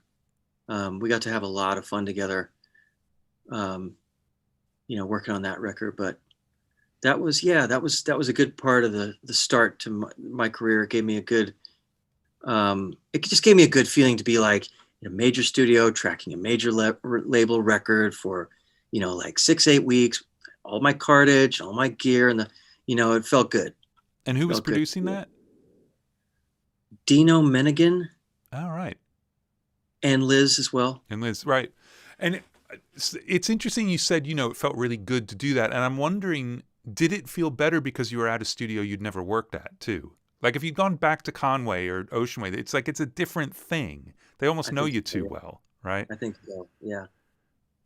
Yeah, I didn't realize that at the time. That's probably a good point, yeah. Yeah, but being able to walk in there and have Jeff said, Jeff wants to get you coffee, not wants you to go get him a coffee. Like that's... Yeah. That's big. Yeah. Nice. Yeah, very nice. All right. I'm gonna mention things and I'm skipping over things, so please just interject at some point. Because you've worked with, and I think I've been lucky enough to do the same sort of thing, where you've worked with most of the big producers who were making records in the genres you were working in. So it's awesome, and it's a great thing to be able to see so many different approaches, because I think engineers, there are obviously an infinite number of approaches you can take as an engineer or a mixer, but nothing like the scope of what it means to be a producer and to see all those different people making records in different ways. So if I'm not bringing somebody up, you should do it. Okay. But the thing I wanted to bring up next was 2006 is the first Pink credit I can find. I'm Not Dead. But you've done a lot of stuff with her. So I'd love to hear about that, both from, just working on the record sort of thing, but also the long-term relationship, because she works with lots of different people. She's not making the same record over and over, but you've been around on quite a few of them. Well, and that was mostly not the relationship with her, but her producers. It started with Greg Wells, and we were like cutting vocals with her and whatnot, and then went to Butch Walker on the next record. No, it was just a coincidence that it happened to be the same artist. It didn't come from her camp or anything. I had been working with Butch on other things at that point. So we went to the document room. Did you ever work there? Yes. Was that the one on Magnolia, like past Enterprise? No, it was in Malibu. It was a house. Oh, yeah. Yes. I looked at it a couple of times and never actually made a record there. Yeah. Such a shame that I think it's gone, but oh my God, what a beautiful place. Old Neve, 68 probably. I'm getting things completely confused. Yes, I made a Go-Go Bordello record there. Yes, Go-Go Bordello, an amazing console. And when I was there, though, it was the worst sounding live room I'd ever worked in by far. Oh, well, they fixed it. Okay, good. Thank you. You probably fixed it. I don't know, You but gotta it hear this. was difficult. You gotta hear. It was really, really hard. But yeah, beautiful house. Yeah, Yeah. amazing. Some of those ISO boosts downstairs, and yeah. Oh, what a cool spot. And so we were tracking. Yeah, we had that place for a while, and Butch and her were really tight, and he was also cutting some of his solo record there, and we cut like just a whole bunch of songs from top to bottom with her, and she is phenomenal in so many ways, as everyone already knows by now. But just to walk into a studio and do that to a microphone is just, I was blown away. And the comping of one of her vocals is kind of a joke, because you don't. I give it to Butch for that, because it's like, how do you decide? There's 6 kinds of perfect here. And if there was something that was ever wrong with one of her performances, you'd be like, oh, okay, she's starting to screw up, and then just stop. She would just be like, nope, go back. That's garbage. Like if there's any imperfection, she could hear it immediately. And she has a great macro view of her records. Right. Like way, way macro. She's not sweating details. She feels it in her gut, or she doesn't. And she cuts a lot of songs and puts only a few on her records. Right. So at some point, I think a lot of those will come out, because she's cut so many. I think at one point there were like 58 songs for that album. Wow. That she put on 12. So yeah, Pink is super fun. And some mixing came back later on, and you know how it kind of goes around the horn a little bit, and they decide what's going to happen and what they're going to do with it. Right. Well, you mentioned Greg Wells, so let's talk shit about Greg Wells. Greg Wells. Got to talk shit about that guy. Again, met him at Sound Factory, assisting him. So when my name came up, when Marshall Altman was working at Columbia, had an imprint on, God damn it, I can't remember the name of the label that originally signed One Republic. Anyway, they had an imprint on Columbia. So Marshall said Greg was the guy, and then said, Greg, you should really work with Joe on this. And so he just happened to, so, oh, well, I know him. Yeah, let's do it. So that was the first One Republic album, Dreaming Out Loud. Yeah, and there's a bit of a story with that record too, because it's not like they made it and it was huge. Yeah. And everybody lived happily ever after. I mean, huge story. They were there and signed 100% because Apologize had blown up on MySpace, which was pre-Facebook, and it had an insane amount of listens on there. And so, but he hadn't really written it for the band, as he kind of writes things for the band and just writes things for other people or whatever. So we cut that song 3 times in 3 different ways, trying to find the One Republic sound versus what was on MySpace demo, because you didn't want to lose that and lose the song and lose all these things. So there was that happening. And then in between that is, how do you fit some of the other songs in there? And we're just discovering the sound of the band, how pop, how rock, where is it going? And Tedder at the time was just wanted to see what Greg would do. And he would try and leave the room as often as possible and let Greg, make calls and things like that. And then, step in later and do that kind of thing. So we would track a song top to bottom, do all the overdubs, get a rough mix before we'd move on to the next song, and just hit them all, one after the other.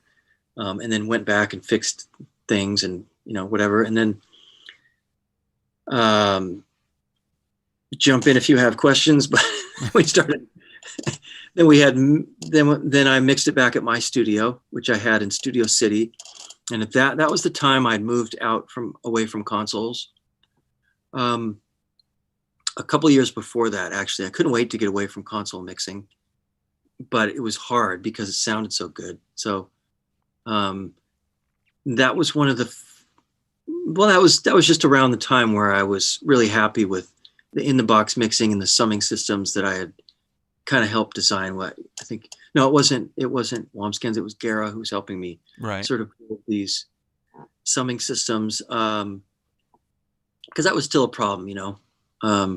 The 2-track summing was still a problem, and it just wasn't right. But you know, we cut the whole album at 96K, and I thought, what a great opportunity to just go and bounce this off of the Ampex 124s at Ocean Way, because I still had that sound in my head, you know. And those machines are just, you know. Yeah. I mean, people revere, you know, the older Studers and things like that, but most people haven't worked on those Ampexes because I think Ocean Way was really the only place that kept them working. But they were extraordinary machines. Couldn't punch on them, pieces of shit for that. But man, the sound of those machines was insane. Insane. Yeah. Really, really special. So, I just bounced the whole thing off of those machines, and then went to my place to mix, and did the whole thing, and then they got dropped with Stop and Stare and Apologize, and it was like a political kind of bloodbath. Now, get this. The people that were dropped in that round of bloodbath was 50 Cent, Katy Perry, One Republic, Jonas Brothers. None of them had any notoriety or fame. But you're talking hundreds of millions of dollars of income. Yes. So some dumbass over at Columbia, New York is where it came from, somewhere. Right. And that guy's still got a high-paying job, I'm sure. Probably. You know. I'm not exactly sure who it was at this point, but it just seemed like it was I don't know what it was. But yeah, they all got dropped and they all found homes, and it was all for the better. So very cool. But One Republic was probably dead in the water for a year or more. And until Timbaland, you know, there's a whole long story there, but Timbaland sort of rediscovered through a previous, you know, relationship, and wanted to put out the album. And he had an imprint on Interscope, so Jimmy Iovine heard it, and then he became a big fan. And that's when I had to leave the Hives record to come and mix the 3 new songs that were cut on the One Republic record to finish that. Well, all right. So now let's talk about the Hives record. So you're talking about Tick Tick Boom? Yeah. So how did you hook up with Dennis Herring? Because you also did a Modest Mouse record with him. Like, you did a whole run of stuff with him, right? Well, actually, you know what? Let's go back to some of the Tedder stuff, because there was an album that we kind of skipped over that was me and Marshall and an artist named Mark Broussard. Mm-hmm. So we made this album, you know, which I loved. And it was a lot of the old way of tracking, you know, with 5 guys in a room and what we had already talked about. So many of those are like 90% live. And that was the album that caught Tedder's ear. Ryan Tedder, you know, when we met, there was, he was like, oh shit, you were the guy who did that. Okay. Yeah, you can work on my record. And from that point on is when that relationship started. And that's when the Marshall and the Greg and the Tedder thing was all, you know, sort of finding its footing, even though Tedder had just been dropped and trying to get songs on other things, you know? Right. And so that was the same album that Dennis Herring heard and called me about working on Modest Mouse, which was, you know, a huge endeavor down to Mississippi, to his studio there, Sweet Tea, great place, Oxford, Mississippi, for months on end. And, you know, Hives and, you know, a few records there. And so that's, Modest Mouse came before the Hives on that one. Right. Yeah. So, well, I mean, I don't know. We can, because I don't want to talk about Dennys too much. But so was it just, it was so you had like one run of records with him sort of back to back to back and then off you went, or? Well, I mean, after, so it was split up. Yeah, it was maybe 4 years or something like that. 3 or 4 years of, it was back to back, but there was in betweens there when, like for example, Modest Mouse, I don't know how long of tracking, but it would be like, 6 weeks of tracking and then 2 months off and then another 4 weeks of tracking and then maybe the record was fully tracked at that point and then they wanted to do overdubs in Portland, so they would do that for several months while I went back home to Los Angeles and worked on other things. Right. And then flew back down to Mississippi to mix the Modest Mouse record. And then flew home, and then a few months later the Hive started up, and then it's just all that bouncing. And who ended up mixing Tick Tick Boom? I can't, because Dennys had called me, and I don't remember why that came up, and he was talking about me mixing that, but like he was still editing, so he was going to have to come and set up like in my guest room because I was mixing at home, and like it didn't work out logistically. It was not going to work. But I can't remember. That's cool. I didn't remember that you had gone back that far with him. Yeah, I mean just on the phone, and like nothing ever happened. Right. And, yeah. I know Serban did a couple singles. Yeah. But he didn't do the whole record, did he? Maybe No. he did. No, he definitely didn't do the whole record. I mean, we can look it up on the internet. Mark will tell us in a second, so it doesn't really matter. But then I want to talk, because the next Hives record, Lex Hives, we were talking about this before. I got the gig to mix that record, which was fantastic, but they showed up with the first single and said, oh, and by the way, this is going to be the first single, so let's mix this one first. And they like, oh, and here's a mix, and everything else had a rough mix. And then this song was like, holy shit, man, like this sounds amazing. I mean, I'm going to try and mix it because you're hiring me to mix it, and I could never beat it. And then that was your mix, and they stuck with it. So how did you end up mixing the one song? Like, where'd that come from?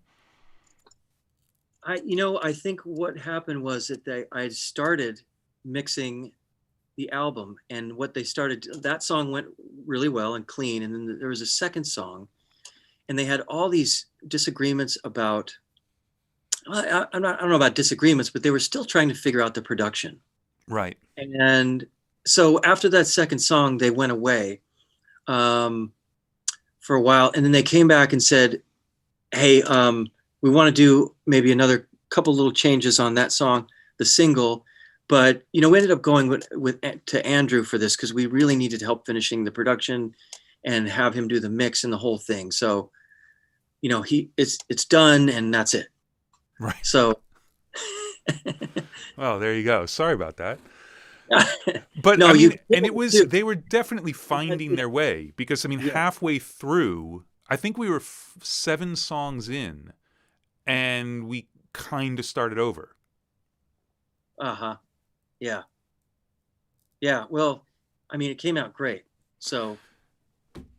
Well, cheers. I love that band. They're so good. They're so good. We were talking beforehand about how, Pele is one of the great frontmen in the history of rock bands. Just amazing.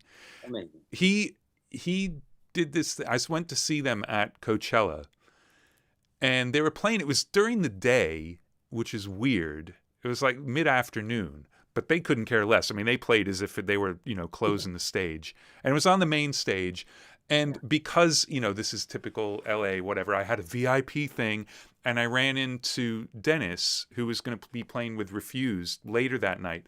But I had mixed an International Noise Conspiracy record with him. And I went to see a premiere of The Two Towers, the Lord of the Rings movie, with Dennys at 8 a.m. at the Cinerama Dome, and we ended up having to sit in the front row. Just weird connections for nothing. But so I'm standing in the little VIP pen with Dennys, so you're right near the stage, and the Hives are just going fucking crazy. And then they kind of break it down. I don't remember what song it is. And Pele does the thing where he says, all right, everybody sit down. And he wants everyone to sit on the ground. And of course, everyone at Coachella, like, great, get to sit down. So everybody does it, and they're pretty good about it. Dennys doesn't want to sit down. Like, he's a fucking rock star. He doesn't need to sit down. And Pele actually turns to him and says, "Even you, Dennys!" But it was this genius thing of making you sit down, so then when the band kicks back in, you've got the physicality of jumping back up onto your feet, and it is the most excited I've ever seen a crowd at any concert. They can do it, man. That's so cool. Yeah. So anyway, that's my Pele live endorsement. Thank you. I'm sure you've got plenty more too. I mean, they're just that rare breed of, they're like a family, they're brothers, and they're so committed. Yeah. They're so committed to what they do. And that's the thing about being in studios with people, and why I think, all the tracking that I've done, I'm sure you would agree on this. Tell me, and that when you're mixing something, you can kind of guess what some of the conversations in the room are happening, and or at least what's on the table as a possibility of something that someone would say, or how strong someone's opinion is about something. Like for the Hives, it was a tambourine. Like if you had a fucking tambourine on your record, you might as well be a member of ISIS. Like they were so adamant about this kind of stuff. And I saw them going over lists of names for mixers. Oh my God, some of the brutal shit that they would say. Oh, he's done fucking, and I can't believe I survived then, because my discography's weird. Like, yeah, but some of the other stuff is so strong. They're like, oh wow, this guy, I'm sure of it. But they're not like mean dicks. They were just very passionately opinionated about what they would never say anything like that in public, and I probably shouldn't be saying it now. But, no, but it's their life. Yeah, and I say that not to protect them, just to say like, hey, this is how it was. These guys were. Yeah. They were like that. Like AC/DC never put a fucking tambourine on there. They were so, and I love that kind of stuff when someone is just like, they have their thing and that's what they do. And, if you're going to get in their way, Yeah. Yeah. It's easy to appreciate that. And, but supremely nice guys too. My mother-in-law was visiting. So very English country woman, like beautiful woman, but super, super sweet, not into rock and roll at all, not even a little bit. But they were coming into town while she was visiting, and they were going to be playing Leno. And so we said, well, do you want to go to a taping of this television show, late night? And she loved the glamour of it and whatever. But of course, the Hives are the best dressed band ever. Like they're wearing top hat and tails. So she meets them before they play. And just, those are the nicest boys I've ever met. They're so nice. Unfortunately, on Leno, you play one song. Because if they played a whole set, she would have gone right off them. But the 1 3.5-minute song, she's like, I'm not so sure about the song, but those are the nicest boys. Just, I love it. I love it. I have this image in my head of them that I'll never forget. It brings me so much joy to think about it.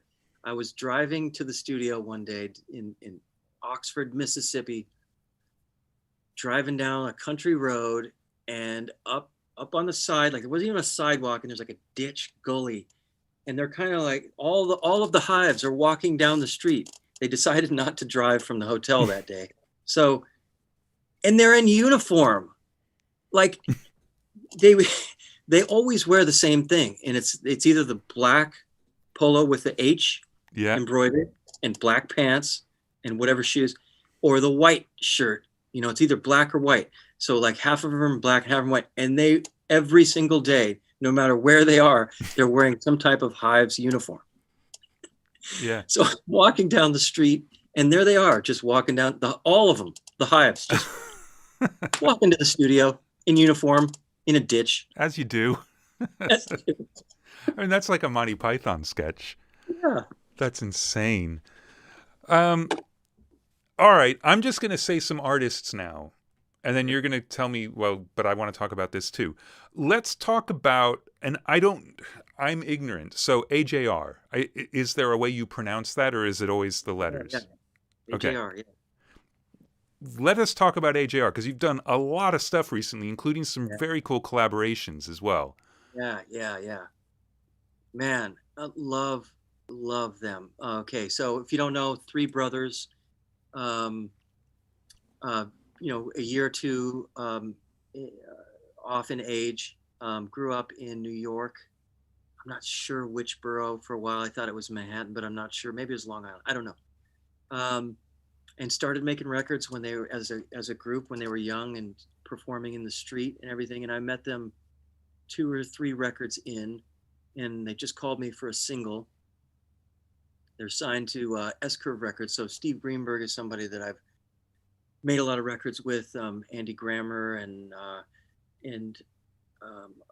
various other things. And so he called me to do the song Weak. So I did that and one other on the album, and it was a hit. And so they called me for the next album. So I mixed the entire next album and then the entire next album after that, and a couple collaborations they've done after that. So, and they are 100% self-contained. 3 guys do all the writing, all the production, and everything. Right. All the performing, except for whatever, trumpets and violins or whatever, miscellaneous things. Yeah. So, and they're just like, super modern bedroom producers, right, and art, and just brilliantly smart, very decisive. Again, I love that they know what they want, and it's one of the things that stands out about this band, which I love so much, is since from Week to the latest thing that they've done, I think they have the exact same plugins on their stereo bus when they hand me the mix. And I don't think they have a new plugin. Right, because they don't think they need one. They don't care. They get their sounds. I mean, maybe they do, and I just don't see it, and they print something and they move on. But they're not dicking around with bullshit. They're being musical. And I'm not saying just because you dick around with a plugin, you're doing bullshit, but they're not about that. And I just love to see a record come in like that, where it's the same stuff they've used for 3 years, and the records all sound different, and they're all different ideas. Right. And they're not regurgitating their stuff. They just have different parts, and whatever the EQ is doesn't matter to them. Right. They don't care. Which is, how it was back in the pre-plug-in days. You worked with 414s and DBX 160s until you could work with something else. And that's just what you use. But also, it's something just struck me as you're talking about them as the part of the new bedroom producers. But I think they're of an age where they're the first generation of people who just consider that producers. That isn't because they couldn't get into a studio. This is how you make records, period. They wouldn't 100%. Want to make them any other way. I'm sure they could afford to go to any studio they want at this point and make a record. It's not how they make records. Why? Yeah. And why people, the endless articles about how Phineas made that record in his bedroom. Of course he did. Yeah. Why wouldn't he? Why wouldn't he? Yeah. Absolutely. And the more you use the same thing, the better you get at it, Yeah. Yeah. I mean, look, there are so many books about creativity where, rule 1, limit your tool set. Yeah. I have to do that. I have to do that all the time. Yeah. There's a really interesting approach for learning engineering, which I'm sure I've talked about on this show before, but the Abbey Road Institute, and I don't know if they still do this, but from what I know, they teach it in the evolution of technology way. So when you first get your first mixing assignment, if you're going to their academy, you're only allowed to use the faders, and it has to be in mono. Oh. And there are no plugins. Wow. Then you get to start panning stuff. And then eventually you get an EQ on the mix bus like that. But it's because you can do it without the stuff. And rather than this infinite black hole of possibilities where you'll never make a decision, you have nothing but balance. Make it work. Yeah. Yeah, that is a good test. And the mono test is good too for arrangement Yeah. reasons to really Yeah, hear. and believe me, how I've you- never bothered trying it. I just heard about it and thought it was a good idea, but I'm not doing that. You fucking kidding? But I think most people who mix for a living get to the point where, like, I've got my template that is where I start my mixes, and I use different stuff on every mix. And there are a million things in the template, but they don't get looked at. I built them and now they're there. And there are maybe 6 or 7 things that I go to a lot. 90% of the stuff I do is in 6 or 7 plugins. Right. Yeah. Because you just And know them inside out. you've obviously gotten really, really good at those. Yeah, and then every once in a while you realize you need something else, and then you're down the rabbit hole. But you're building it specifically for a song that needs a thing, not, is this the right EQ for the kick drum? Like, yeah. No. Yeah. No. Well, so let's talk a little bit. I want to come back to a couple of these records specifically, but let's talk about sort of your evolution. Once you're freelance and you're starting to mix a lot more, you had a room in Studio City for quite a while. Now you've got the room here that's near your place. But so what has been the evolution of you as a mixer? Because you talked about your early mixing, like you couldn't wait to not be mixing on consoles. Like you were done with that. Mm-hmm. Yeah. Well, that, most of it was creative and some of it was technical, and then some of it was more was more the atmosphere, because there was, I don't know if you remember what studios you were working in, but there was when studios were closing and there were auctions and the budgets were being slashed, it was kind of a dark attitude. And sometimes you'd walk into places and something wasn't working, they'd be like, yeah, whatever, or like, there's no coffee. It'd be like, it was just kind of dark. You were like, damn, not a huge deal, but it was there, Yeah. And it was there like, oh, well, I could do that. I'm not missing, this huge experience anymore. Yeah, I've got plenty of no coffee at home. Yeah. I got plenty of like, it doesn't work. Oh, well. So there was that, but, there was the recalls. It was driving me insane. And, getting something back and, the freedoms, but a lot of just creatively, just being able to imagine something and make it happen quickly is just so much better in a workstation. The console I felt like I was just slowed down and I just couldn't move. It was just like a big anchor, sonically it was challenging because I missed the sound. And just worked at it, really worked at it, really tried to figure out how to get it close enough. And it didn't take long before that was, like we said, you do the same thing, you keep using it. Yeah, the first time you do a mix in the box, it might suck, But or same way as if you went the other way. If you only mixed on a computer and had to mix something on a console, it would suck. Yeah. So, and I did have some little kind of guinea pig records that I didn't worry so much about if I mixed them correctly, but they came out fine anyway. I don't think I really had to destroy anything in particular. So the transformation, and I could afford it. Let's keep that in mind. Yeah. Like the air conditioning bill for an SSL alone is crazy, so it was all these kinds of reasons, but for the most of it was just how fun it is to be able to think of something and be able to do it. And and it was the dangling carrot too, because like, you just get a little faster computer that you wouldn't have this little glitch and the next thing, it's just, but all that came true, right? Yeah. And now, like, if you just type in the plugin you want, it just comes up. It's so nice. And it's, I can see that this is only getting better. Yeah. UAD comes out with this amazing sounding, like their 33609 it took up a whole card, but you could see that it was going somewhere, it was really going to be good at some point. So, and I just thought, man, time is so valuable. And the freedom to get it done how I wanted to get it done. I'm not on the clock when I have my own studio. Yeah. And if I want to work on this goddamn song for 10 days or 2 hours, it's up to me. And I can go when I want. And if I'm not feeling it and I want to go for a mountain bike ride and no one's breathing down my neck, I can. And I can come back late at night if I want, and, you know, yeah, on and and that freedom and perspective makes things sound so much better than any piece of gear, digital or analog, ever could. No comparison. Yeah, no question. No question. So that was like 2005, I think, 2006 when it started.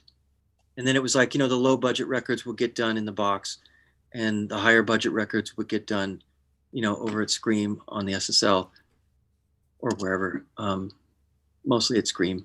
And it just went back and forth like that until I felt like, it's that thing where something comes out and it's like, I think all those things really, one of the tracks on the Modest Mouse album, I had to mix in my studio and I was completely happy with it. The band was completely happy with it. And you start to get confidence like, oh, there's nothing wrong with this, and I used to think like someone's going to ask me all the time, ooh, what year of SSL or, what kind of console are you working on? Nobody ever asked anything. They just wanted it to sound good. And I was so surprised by that, like a label would say, oh, what do you got over there? Nobody gives a shit. Yeah. They just want to hit play and enjoy the music. Yeah. And it's really the same thing with the artist and the producer. That's really what matters. Yeah. Yeah. It's what comes out of the speakers. Yeah. All right. Look, you have to talk about U2 because everybody who works with U2 has to talk about U2. That is a rule of the show. Yes. Oh. Okay, so that was awesome. It was, pretty recently, just like 5-6 years ago. And it was a call. Okay, so Ryan Tedder was producing and it was, oh man, it was the sweetest call probably I've ever gotten because he said, okay, you ready for this? Wipe your January right now. What happened? How would you like to do a couple weeks of U2 and then a couple weeks of Adele? That I'll clear my schedule. And so he said, and it's all tracking, and we're going to go to Woodshed. Have you worked at Woodshed in Malibu? No. Mm-mm. I mean, it's a very weird room in that it's. I'm so glad it's still there because the house burned down in the fires, but the studio is still standing. It's a beautiful Japanese room with lots of windows and really live and reverberant. And it's kind of one room, and then you move these baffles all around on the floor, and you can create your own room. So they were able to move in there. It's beautiful. And they were able to move into the house, and the owners just moved out. And all the U2 entourage moved in, and U2 came into the studio. And they, but unfortunately, they had to change their schedule and bumped Adele. And then Adele ended up getting cut in England on a day's notice with a piano vocal only, so I never got to do it. So, but if U2 hadn't changed their schedule, oh God damn it, U2, lost that one. But they were in this mode where I don't know if they have always been this way, but they were always in the studio all the time, and they record everything in the control room. So, and it's not something I could ever get used to where, I'm working and I turn around and U2, all of them are on the couch.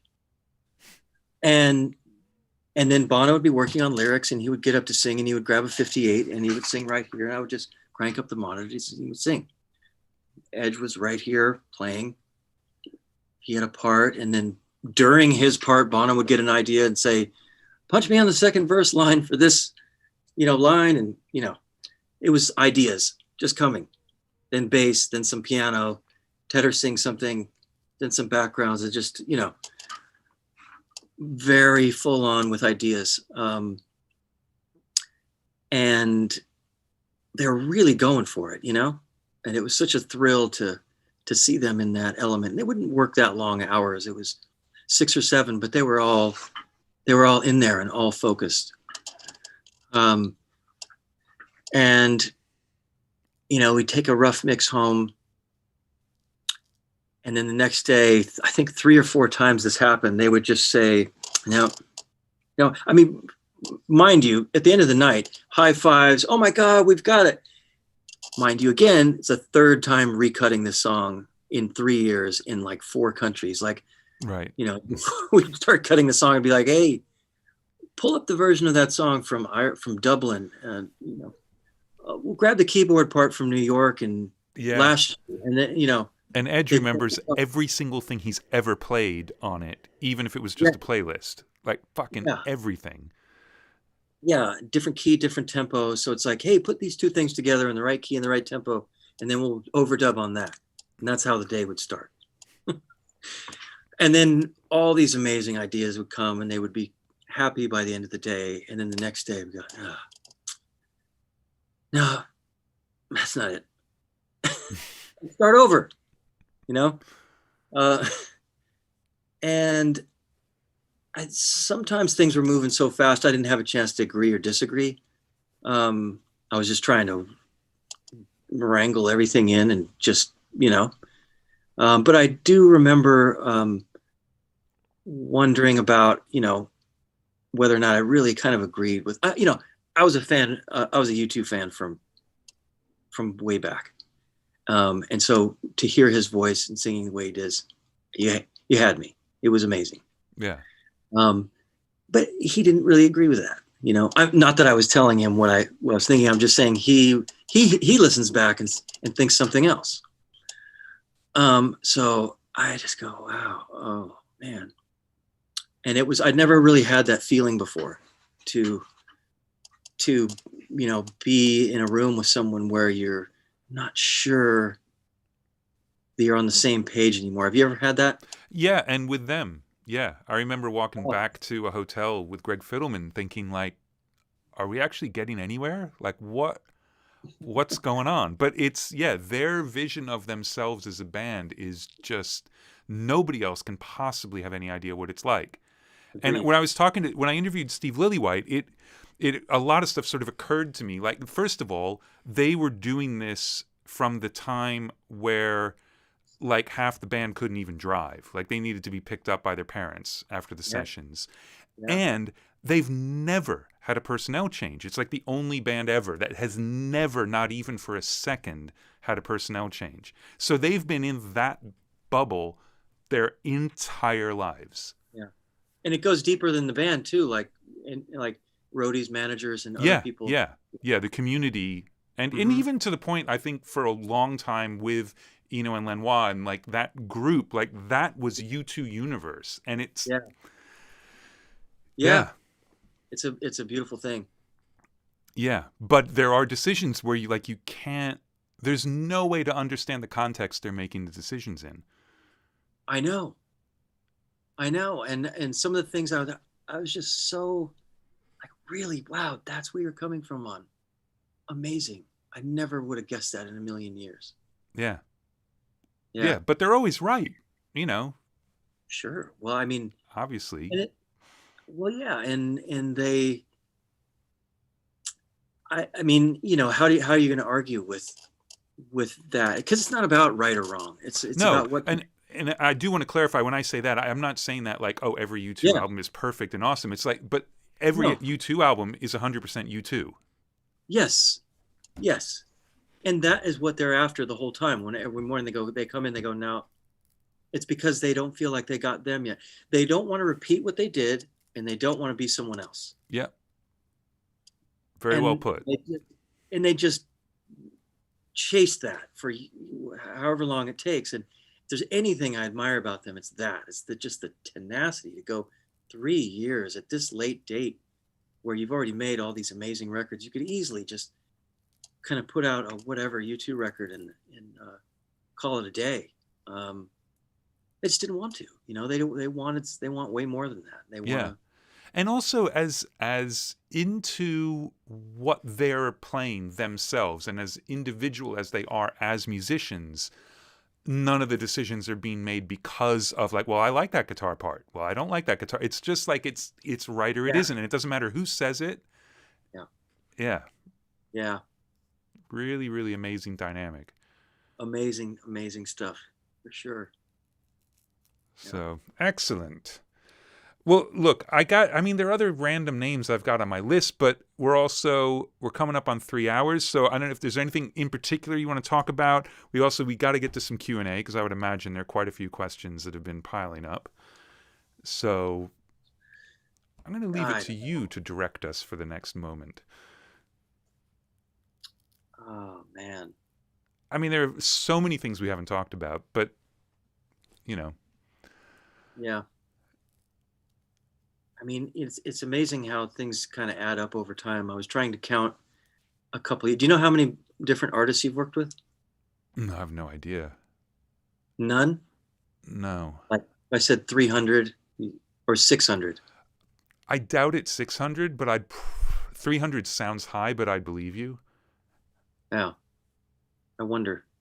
Yeah. I got up to around 400, somewhere between 350 and 450 at some point. So I don't even. Man, that's insane. Yeah. Yeah. It's insane. And I'm sure, yeah, because there's probably 100 I would never even remember if you told me. Yeah. You know, just like programming gigs and stuff. So, yeah. Which is, how lucky are we? It's just so lucky. So unbelievably fortunate. Well, sorry. So what you got going on now that you're really excited about? We'll talk about what's happening right now. I know what we can talk about. We can talk about Atmos. Let's talk about Atmos. People love to talk about Atmos. Do they? They do. They do. Everybody wants to talk about Atmos. So let's talk about it. Give me some good Atmos. You start. You brought it up. Because I've seen you've actually got some press that your studio is ready for Atmos now. I got some press. I made deals with people to give me things and agreed to say true things about the stuff I'm using. Right. No,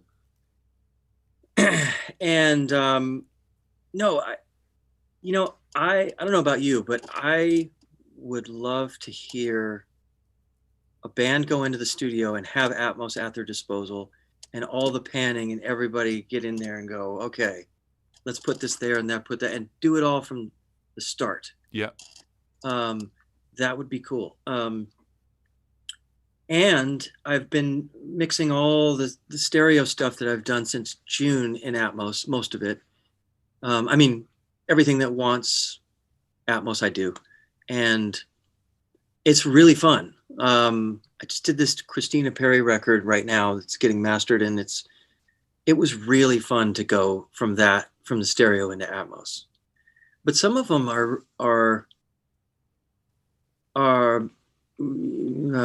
don't follow in that path that well, which is fine, of course. But some of the catalog stuff is just getting thrown out there in a way that makes me wonder what's happening. Yeah, I don't know. You know, the decision-making process behind some of the things is odd. But I'm like you. I would love to be able to do some stuff where it's like, this has nothing to do with the stereo. I am now going to do an Atmos mix, and I haven't really had the opportunity to do that yet. And I'm planning on doing it because I've got these low roar records, which I'm production and I'm the label and I'm practically the artist, so I can do whatever the hell I want. But it's a matter of time for that. But I've found that even stuff that I've mixed in stereo, now I haven't had to do stereo and Atmos simultaneously for a new project yet, which is weird that hasn't happened. Yeah. But I went back and did a couple records that I had mixed in stereo a few years ago and thought, great, I'm going to finally like open up the mix in stereo, and I'd already made an Atmos version of my template, and I'm going to do that. And I got many hours in and thought, this is a fucking nightmare. And I went back to the stereo version and printed like 50 stems per song and did the Atmos version from that. And it was so much fun. And it was amazing. Yeah. Because it's like at the moment, I don't have the same mindset when I'm doing it. Yeah. Yeah. It's a kind of thing I would love to see it take off. I would love to see it work. And I was skeptical at first, so I got into the consumer side first, and I went and I got, I got some different consumer systems, and I ended up with a Samsung. I can't believe I just said that. And I like it. I can't believe I just said that. I really like it. It's fun. And so that's where I started. And I think the headphone thing is just, it's not working for me. And I don't get it. It's so, even when it's really good, it's just subtle compared to walking into a room full of speakers, or even walking into my living room with this shitty little Samsung. It really fills the room. It's really, it's a really cool experience, and it's a physical experience. And when the mixes are right, it's really fun. And so for that to happen on a first generation TV sound company, to make that, I mean, what can happen when, Sonos maybe gets serious about it, or Bose gets serious about it, or anyone in the consumer I feel exactly the same way. I know they're really pushing the headphone thing, and I completely understand why. But I love the idea of the home systems getting a bit more affordable. Because right now, like, you could do a decent one for $3,000 with extra speakers, but that's way too much for a lot of people. They're just not going to spend that. So when that gets more reasonable, and you can actually just do the sound bar and it'll do stuff, but then, like the Sonos thing, add a couple of speakers in the back and add a sub, and it can just expand and fulfill the promise of it. Yeah, I think that's when it's really going to be amazing. Yeah. Because you get, like, I find, like, one of the things I'm finding is I can kind of do anything I want with front-back panning, but I can't really screw around with the left-right panning too much, because it destroys the headphones, and it destroys compatibility with what everybody's expecting, knowing the stereo version. Which is a shame. And it just limits you. And so there have been a couple of things where I've kind of gone nuts. Yeah. And so far I've gotten away with it. And I don't know if it's because they didn't notice or what, but, taking, like, the background vocals and turning them into a circle of people that are spinning around over your head. How cool is that? It's the best when it's musically appropriate. It's amazing. Yeah. It's what you're always trying to make happen in a stereo mix and can't. Yeah. And Sonos does make a couple of things that are IKEA exclusives, right? So they're like picture frames. There's a bookshelf. Like these things that are like basically furniture. Maybe a lamp. I mean, if you go into this direction, light panels that they don't look like ugly speakers. They don't look like you're in some kind of AV tech room or something like that. And if that kind of thing starts to happen, then you're not ruining your ceiling. It doesn't look all weird. It's wireless, and it's possible.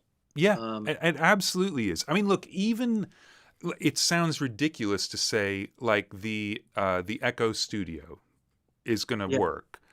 But it kind of does. I mean, you get a sense of something. It's not surrounding you. It's not over your head. But you do get a sense of something out of it.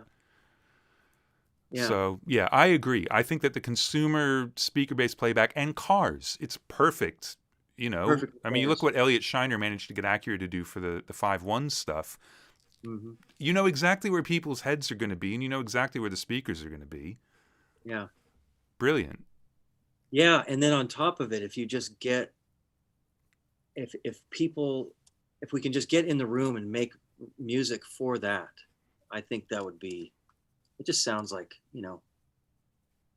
going from mono to stereo and more, Yeah. Yeah. But at the same time, I've done some for artists where they're not, not pressured into it, but like they don't really want to do it, but they're doing it because they should do it and whatever. And they love their stereo mixes. And there is something about slamming a million things through two channels and only having Phantom Center that gets destroyed when you spread it around the room. And so The trick has been for me anyway, has been trying to keep that feel while spreading it out. And I would love to get to the point where I don't have to worry about that. Yeah, that is definitely tricky. Yeah, I mean, there's a lot of trickiness around it, and you don't know. Just finding out how different a 9 system is different from a 914, different from 714 or 712. How, when you're working with the back speakers and you're in 4, if that's going to translate right, there's a lot going on. Yeah. But, I don't know. We'll see. We'll see what happens. I do like it though. I got to say, I really do. It's fun as hell. Yeah, for sure. Right. Well, should we bring in Mark for a little Q&A? Sure. Let's see what the kids want to know, because they always want to know interesting things. And Mark's, of course, listening to this on a delay, so it always takes him a second to get in here, and I make a joke that he's not paying any attention, and then he shows up. There he is. Well, there he almost is. Oh, come on, Mark. What does it say? It says EOS webcam utility. There he is. But your mic's muted. We can't hear you. Use that synthesizer in the back? Huh? Use that synthesizer much? Yeah, you know what? We were talking about the screwing around with a new thing for a couple hours. I got a new module on Saturday, and I think I spent 2.5 or 3 hours just fucking around with it. It was amazing. Gotta have fun. But in terms of for work, it's used like crazy on the low roar records, and that's it, really. I used to process a lot of stuff through it when I was mixing, but plugins are so good, and I want to be tweaking and automate them. So yeah, I don't often do it. Yeah. And I guess we pissed Mark off with that joke, and now he's just he hates us, so he's not coming. He's sensitive. He is sensitive. It's that Midwest sensibility, Doesn't know when you're joking. I can say that because I was born in Cleveland and grew up in Columbus for a while. So. You're born in Cleveland? I was born in Cleveland, yeah. Yeah. Hey, by the way, I would love to hear you talk about 99 Problems for 30 minutes or more. Does that exist out there? Well, can I tell you, that was one of the things where with the Hives, it actually kind of pissed me off, because they're like, it was the one that you mixed, and they're like, yeah, we want the low end 99 Problems. Well, then be a hip hop record. It's so many rock bands, and they're not the only ones. So many rock bands have said, we want this 99 Problems. Well, that can't possibly happen. Yeah, but we could talk about that. Oh, Mark says talk for a minute. So come on. Well, all right. I mean, I can tell you that mix was done on an 8068. I had 3 1176s. 2 of them I put on the bus, and 1 of them I put on Jay's main vocal. The only other piece of outboard gear on that mix was a Fatso, because someone said, man, you should check out the Fatso. So I rented one. And that's a parallel on all the loops and programming just in the choruses. So I bounced it all through there, and then just automated mutes. Or I couldn't even automate. There's no automation on that desk. So I think that was in Pro Tools, because I had to slide it, because the Fatso was weird. It had a time delay. So it was out of phase a bit. So I printed that, slid it, and did some mute automation on that. But it was one of those things we weren't done tracking. All the 808 and all the scratching got put on day 3 of the mix. But that mix sounded like that within 2 hours. I don't know what the hell happened. But to the point where I stopped listening to it on speakers, because I didn't want to fuck it up. I didn't want to be tempted to mess with things. So I spent days 2 and 3, if no one else was in the room, just listening through the speaker on the ATR 102, the little 1/2-inch machine. Because I thought, I can tell that it's still fucking huge, but I won't be tempted to change things. Man, that is a very veteran move. That is really wise of you, in my opinion. It just, when things all of a sudden start exploding out of the speakers, and you don't have any idea why, but it's the mix becomes unbreakable at that point. So we could add 808, we could do anything we wanted, and it wasn't going to change. But if I worked on it, I was going to break it. You were going to break it. Yeah. Don't, just hands off, leave it alone. So what about the arrangement of the whole thing? Was that already given to you and done? A lot of it changed along the way. I mean, it was like we were getting vocals from Jay like right up to the very end. The whole thing with the back and forth with the cop and like the filtered voice on that, I'm like, well, there's no more outboard gear in here that actually works. This was at Rick's house, and so there was just very little gear other than the console and those 1176s. And so I just used like the EQ on the board and filtered it. And like, okay, well, I guess that's a thing. We'll just do that. But yeah, it was weird. It was a really, really simple mix, but we were overdubbing constantly. Like the 808, like, oh, we'll lock up the 808 and let it do its thing where every kick drum sounds different. And then, of course, people were mad because there were like 2 kick drums in the entire song that were amazing. And the rest of them were all like a little bit off. Like, okay, so now I got to put that in Pro Tools and I'll chop that up and fly the good 808 kick around. And Gotcha. And then the percussion, actually. The percussion was a huge, huge deal on that song. All the guiro and all that stuff that happens in the chorus. We usually worked with Lenny Castro at that point, like on everything Rick did. Lenny would come in and just, you know, he's one of those guys, like, all right, I'm just going to tell stories then until Mark shows up. So on the Audio Slave record, they said, we're going to get Lenny in and just record some percussion with him. And so for some reason, it was just me and Lenny. And we had the tapes up, and I would hit play, and he'd never heard it before. And by like bar 8, he would pick something up off of his big tray and start playing it. And then we'd get to the end of the song, and I'd go back in and punch in the first 8 bars. And then that would be done. And he'd never heard the songs before. So I would like, if there was something weird in the arrangement, I would count him in through the glass, like, you're going to stop now or whatever. But that guy plays like he is sitting on the drummer's lap. Yeah. Like, just amazing. But so he wasn't around, and I can't believe I'm spacing on the guy's name. Another just amazing percussionist who came in, who played on that song. But it was really weird because the groove was like, it wasn't all built, and we didn't know what the arrangement was going to be. So I just built him like an 8-bar loop to record all this stuff to. And then that all got flown around after the fact. But the percussion is a huge part of the feel of that track. Definitely. Well, it's funny because you kind of, you're basically describing that song Home by Mark Broussard. That's exactly what happened.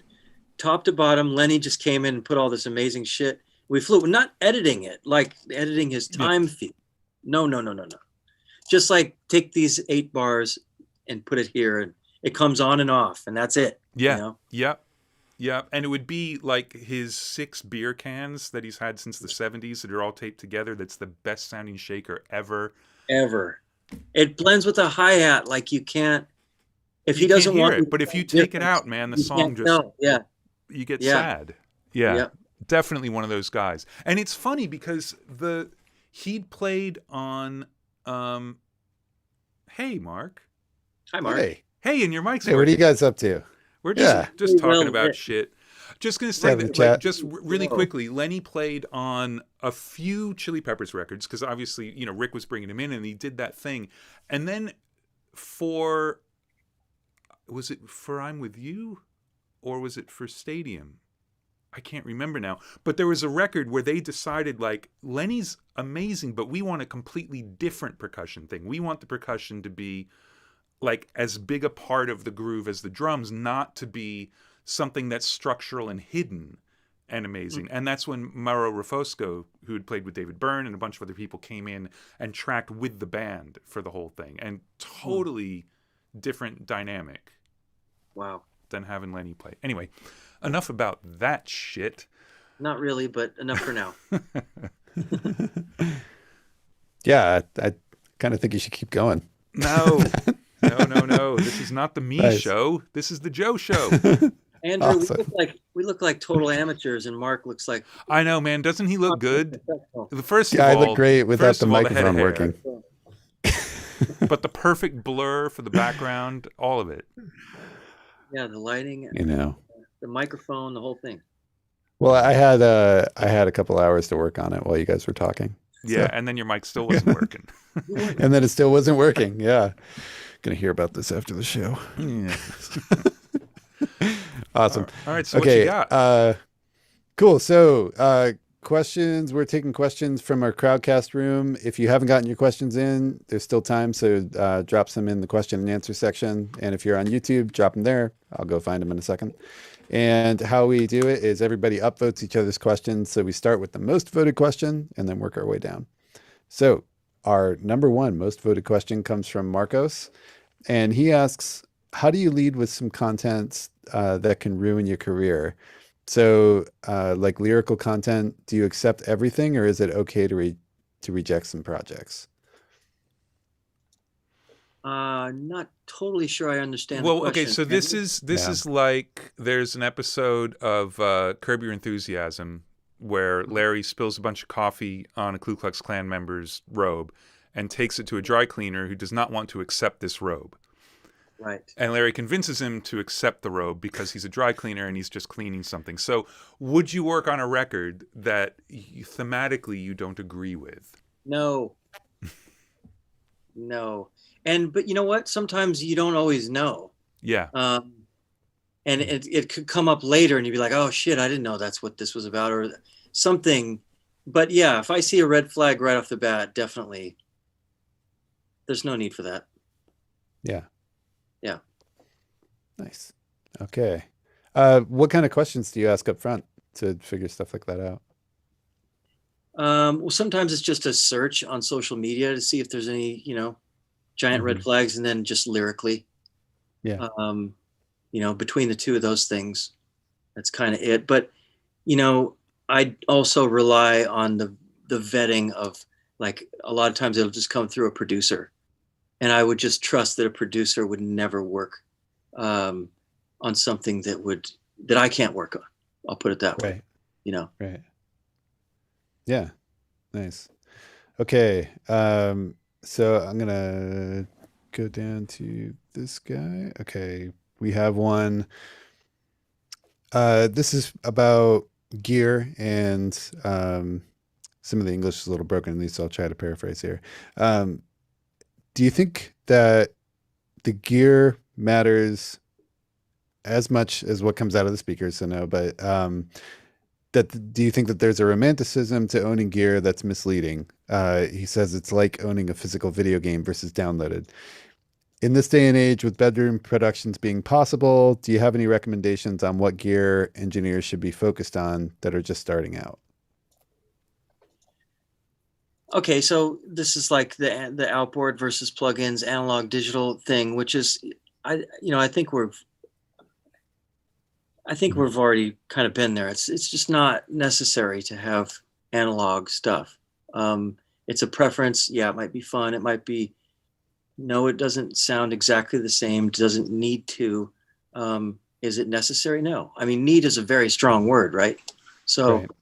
Do you need? No, you don't. And, we were talking about that earlier. Like, if you're really good at making at one thing and knowing how to get what you need out of that, you'll be fine.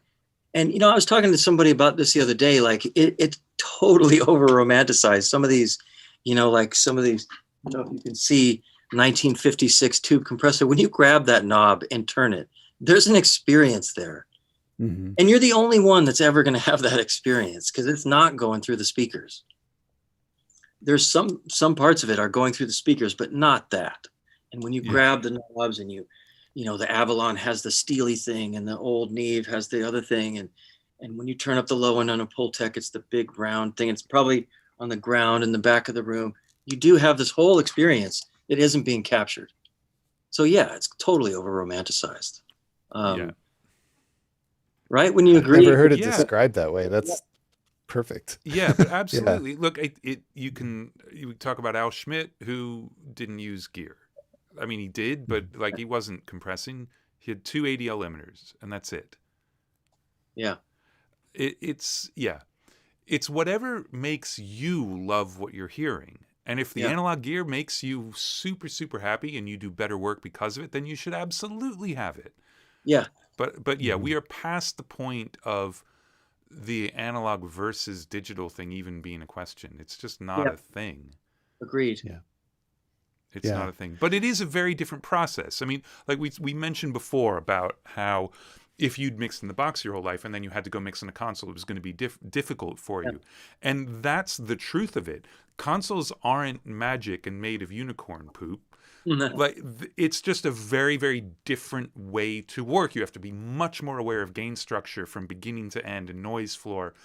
They feel different. They grab frequencies differently. You've got a lot less headroom than you would digitally. So it's, there's so many things about it, but it's been a good 15 years since you could really make the argument that like, no, you can't do it this way. And like one of the, I'm just going to babble for a second, talking about Tchad again. When I was making the transition from the console back into the box, because I mixed in the box before I had a console, and then obviously had a fucking huge Neve, I'm going to mix on that. But I was transitioning back in, and I was freaking out about it, and I was going to go have lunch with Tchad one of the times we were over in England before I'd moved here. And I had all these questions I was going to ask him. And on the drive over, I realized, like, you're an idiot. The question is answered because Tchad has mixed in the box for the last 5 years. Yeah. And you still like the records he makes. Like, end of story. You know, you could ask something like, hey, what do you think about this? Or would you do this way or whatever? But the, like, can it be done question is answered. Yeah. 100%. And you can even go back to when he was on consoles, because he mixed the Peter Gabriel record up on an SSL, and the other records he mixed before, not Peter Gabriel, but other records is all API. One Los Lobos is on an API, the other one is on a focuser. I mean, it's just not about that much. It's not too dissimilar from like Ringo playing a Ludwig versus a Slingerland or something else. Like it's just not that big of a deal. And also, let's geek out for a second. I'm assuming you've watched the Beatles thing. Okay, so first of all, I love that so much. But one of the things, like, okay, so you look at Glyn Johns. First of all, what a fucking rock star that guy is. Oh my God. Hey, now we know where Jack got it, by the way. Yeah. But so tracking in that live room, and they've set up the PA, and you can hear things resonating like crazy, and you hear the drum sounds and things. You're like, fuck, it's so good. Like that kick drum doesn't have a lot of low end, but it's so deep and has such length to it and whatever. And you start to think like, well, it's because there's a PA and he's driving the room and everybody's in the same room, but he gets the exact same sounds on the fucking roof. Right. Like, what? Right. And also the work ethic of the band to do that, to go through playing all those songs twice up on the roof and setting that up and getting shut down by the cops. And then like, well, so what do you want to do after lunch? Well, let's record the rest of the record. Yeah. And they do. Amazing. It comes down to intention, right? Like if you say your intention is everything, it's not how you got the kick drum to be really fat. It's that you had the intention in the first place and the vision of it to be a fat kick drum. Yes. It's way more important, because you can get 10 different kinds of fat kick drums, but the fact that it is one is way more important than how it became one. Yeah, and should it be one? Yeah, or should the song be really bright and really wet, or should it be really dark and really dry? Who cares how you got there? It's the intention that makes all the impact. Yeah. Yeah. I just had an idea for a plugin. Yeah. It's just going to be one knob, and it's not going to turn, but when you click on it, it's just going to, across the screen, it's just going to say, what do you want it to sound like? Yeah. Just ask the question. Because that's kind of, I mean, that comes up so much on here, the thought of intention and everything, but it's kind of the one thing that I don't know. I mean, not to make broad statements, but I know for myself starting out, that was something that I was completely lacking, was asking the question first of what is it that I'm trying to get it to sound like, Yeah. And more importantly, what were you trying to make it feel like? Because the sound like will come from that. Like when I hear sort of that, the Jellyfish era Jack records, and it's almost a Beatles thing, but it's like 12 times the size of it, but it is that thing, but it isn't that thing. That is a full vision of the feel of the record, but the only way to get to that feel is to have sounds like that, so therefore you make the sounds like that. Exactly. And I guarantee you it's not so much that, Glenn is thinking, oh, I need to do this to the kick drum. It's just like there's an attitude. Yeah. Right? There's the song has a feel. It's an attitude. And that's it. You're trying to capture that feeling, that attitude with the sound. Yeah. Can we also just for a second talk about how amazing Ringo's groove is? Yeah. Like he'll just sort of be fucking around and nothing happens, and then all of a sudden you can kind of see it on his face when he gets serious about it, and it's insane. Anybody who thinks that he's not a great drummer is just an idiot. I'm gonna say it right now. They're misinformed. Yeah, they're wrong. They're generally I'm fine. Anybody can have an opinion about anything, but you're not allowed to have an opinion about that. It's not allowed. Should become a law. Yeah.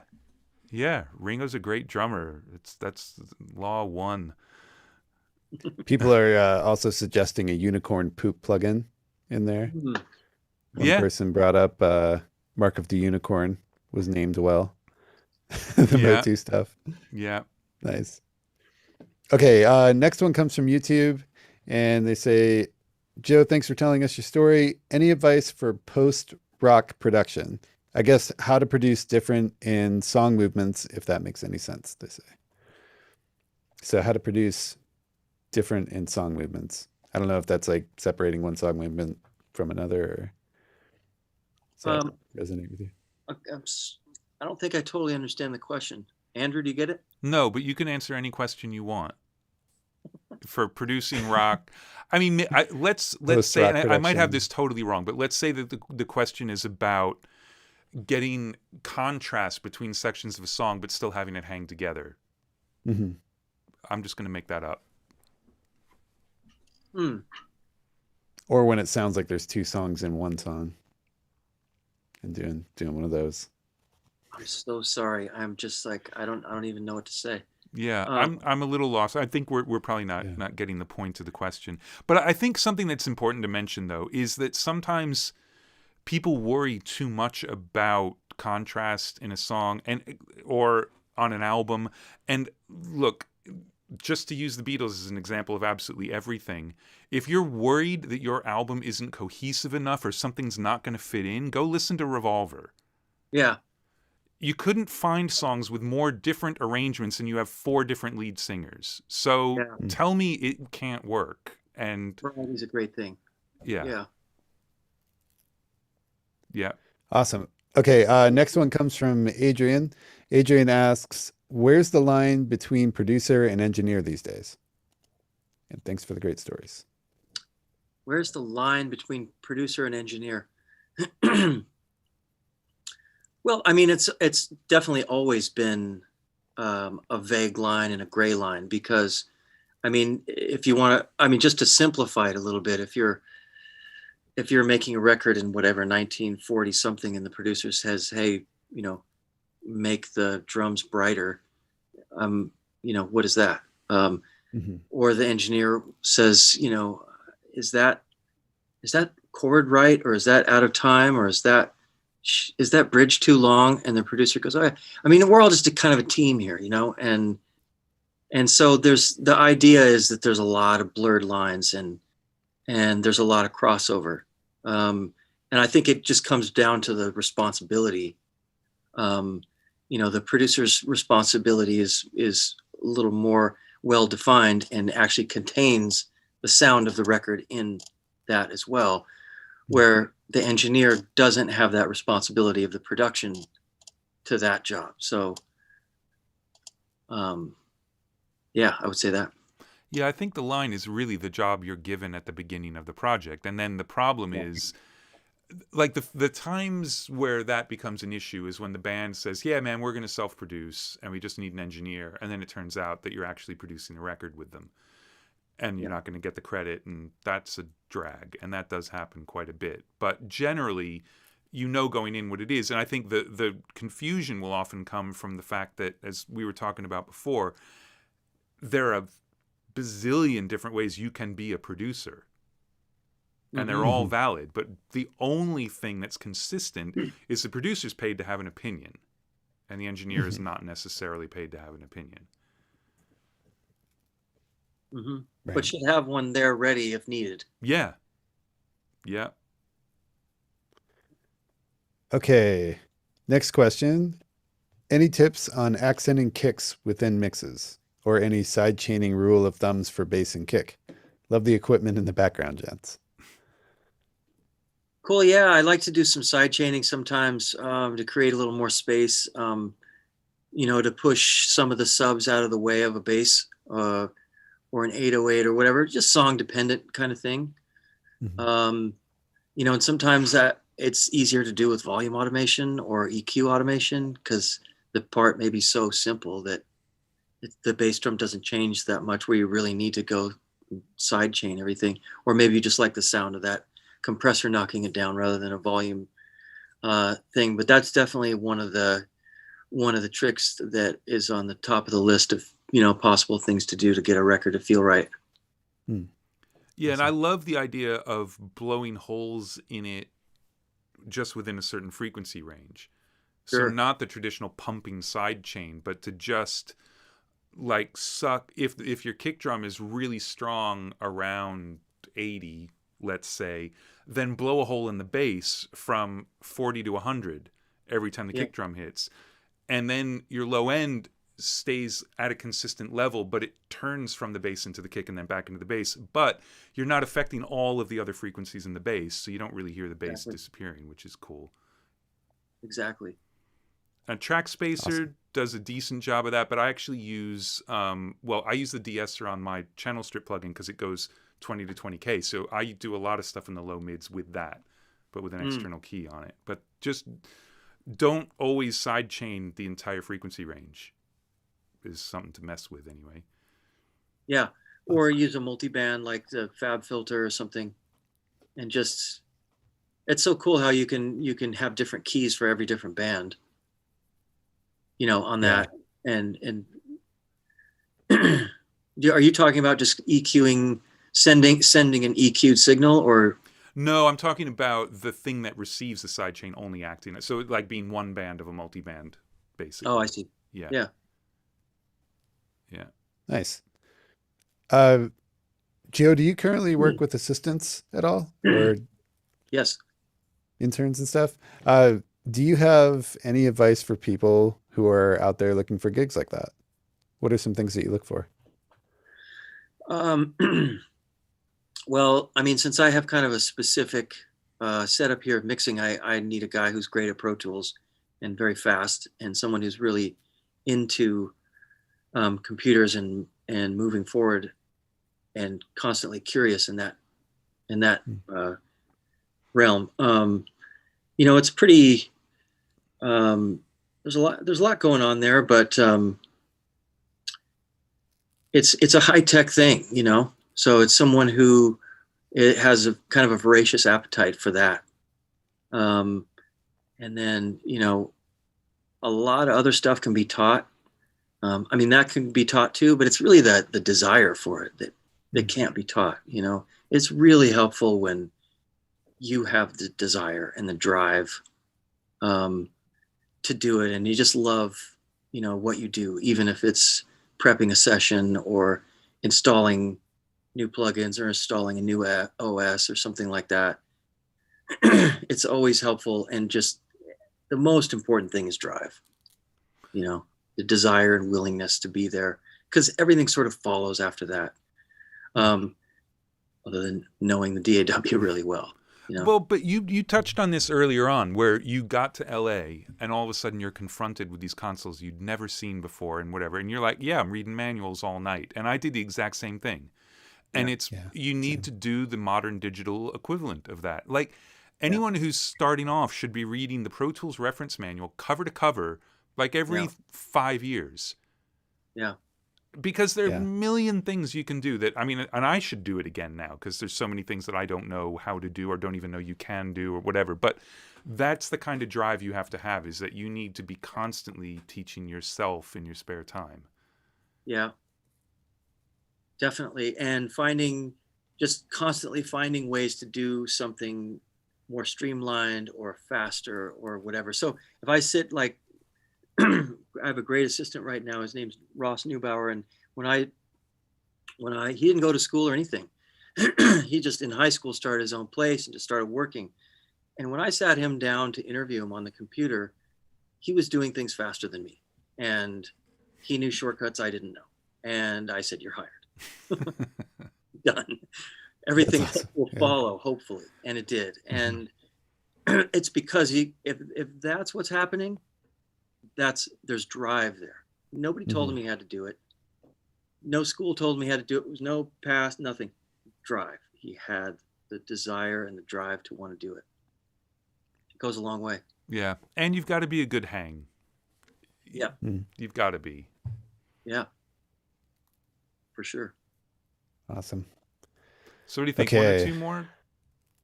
Yeah, let's see if we're almost at my. It's almost beer o'clock here. Right. Okay. Let me just do one more sweep on YouTube here. See if anybody's got something. Here we go. Ross Neubauer says, notable mention. Joe's best kick drum of all time, in my opinion, is "Little Motel" by Modest Mouse. You heard it from the assistants. Awesome. And I'll tell you why he said that is because that is he was really into the fact that was a real bass drum. And the way to make a real bass drum sound like an 808 is you take the NS10 speaker, right, to mic it, but you don't mic it parallel, you mic it perpendicular. So it's just inside the shell. If the bass drum is here, it's pointing the exactly perpendicular. And that's what gives the whole 888 the 808 sound to a real, bass drum, especially with like a power stroke head, but a coated ambassador or something else, as long as it's ringing okay, it'll do that. Wow. I did not know that. Try it. It's great. I'm going to go try it right now. It sounds awesome. Okay. Let me just check this one. So we got one more? Yeah, here we go. Okay. So Dave Westner asks, you get hired to do a record, but the artist insists that you can only use one type of microphone and one type of preamp for artistic reasons, I guess. What do you choose? Well, I mean, I own a U67 and JFL preamp, so that would be that. And JFL is kind of like a V72. It was made by the tech in Mississippi. It's really close to a V72, but it's Frank Lacey. Yeah. But yeah, I guess a U67. I don't know. Nice. How about you, Andrew? Yeah, I'd say that's a good choice. A U67 is definitely one of the most versatile mics for anything. I'd use my KU3s because I love them so much, my RCA ribbon things. They're totally inappropriate for most things, but they're still like the best sounding inappropriate microphone choice ever. And I'd always go 1073 because I love them, and you get a free EQ. There you go. I'm sneaked an EQ. His answer is better than mine, and I'm going to change it because it's gone. I mean, if I were to go and buy a microphone right now, I tell you what I would get. It would be the Soyez Bomblet. Have you heard this thing? No. Oh my God. It is so cool. You can do a lot with it. And yeah, probably 1073, like you said. I changed my answer for the free EQ. That's fine. I saw it on the mic list for, is it Woodhouse? Or Woodshed? The Woodshed studio that you mentioned? They have a Bomblet? Yeah. Nice. And one other honorable mention. I have to tell everybody to go check this out. Screamstudios.com. Because their website is the same as it was in 1999, and it still loads. And it's amazing. It takes you back right away. Wow. Yeah, pretty cool, but the pictures are... They closed their doors then and moved the studio to Hawaii and Florida. And yeah, they left their website somehow, and it still works. Yeah, it is amazing. You got to check it out. Screamstudios.com, everybody. So pretty cool. Amazing. They have, like a text list of people who have worked there. and yeah, a bunch of animated GIFs. It's just hilarious. You got to go check it out. So the only website that well, it's probably pre-Flash then. Like it snuck in right before Flash, so it'll still work. Yeah, this definitely looks pre-Flash. Right. Yeah, it's really cool. Amazing. It's awesome. Yep. Joe, thank you so much. This is awesome. Really, Mark. really fun. Thank you, Joe. Yeah, Really great. This is amazing to listen to. And next week is we've got a preview, but it won't be a preview because I think it'll actually be out by then, of SoundFlow 5. And if you guys haven't heard me go on and on and on and on and on and on and on and on about SoundFlow, I love it so much. And the new version that's coming out is great. And one of the things it's really, really, really good at is making it easier for people who are new to it to actually start getting it to do things for you. So, yeah, big fan. Yeah. So Christian from SoundFlow will be on next week to do that. Nice. And in the meantime, Joe, I'm have you hoping used SoundFlow yet? Sorry, what's that?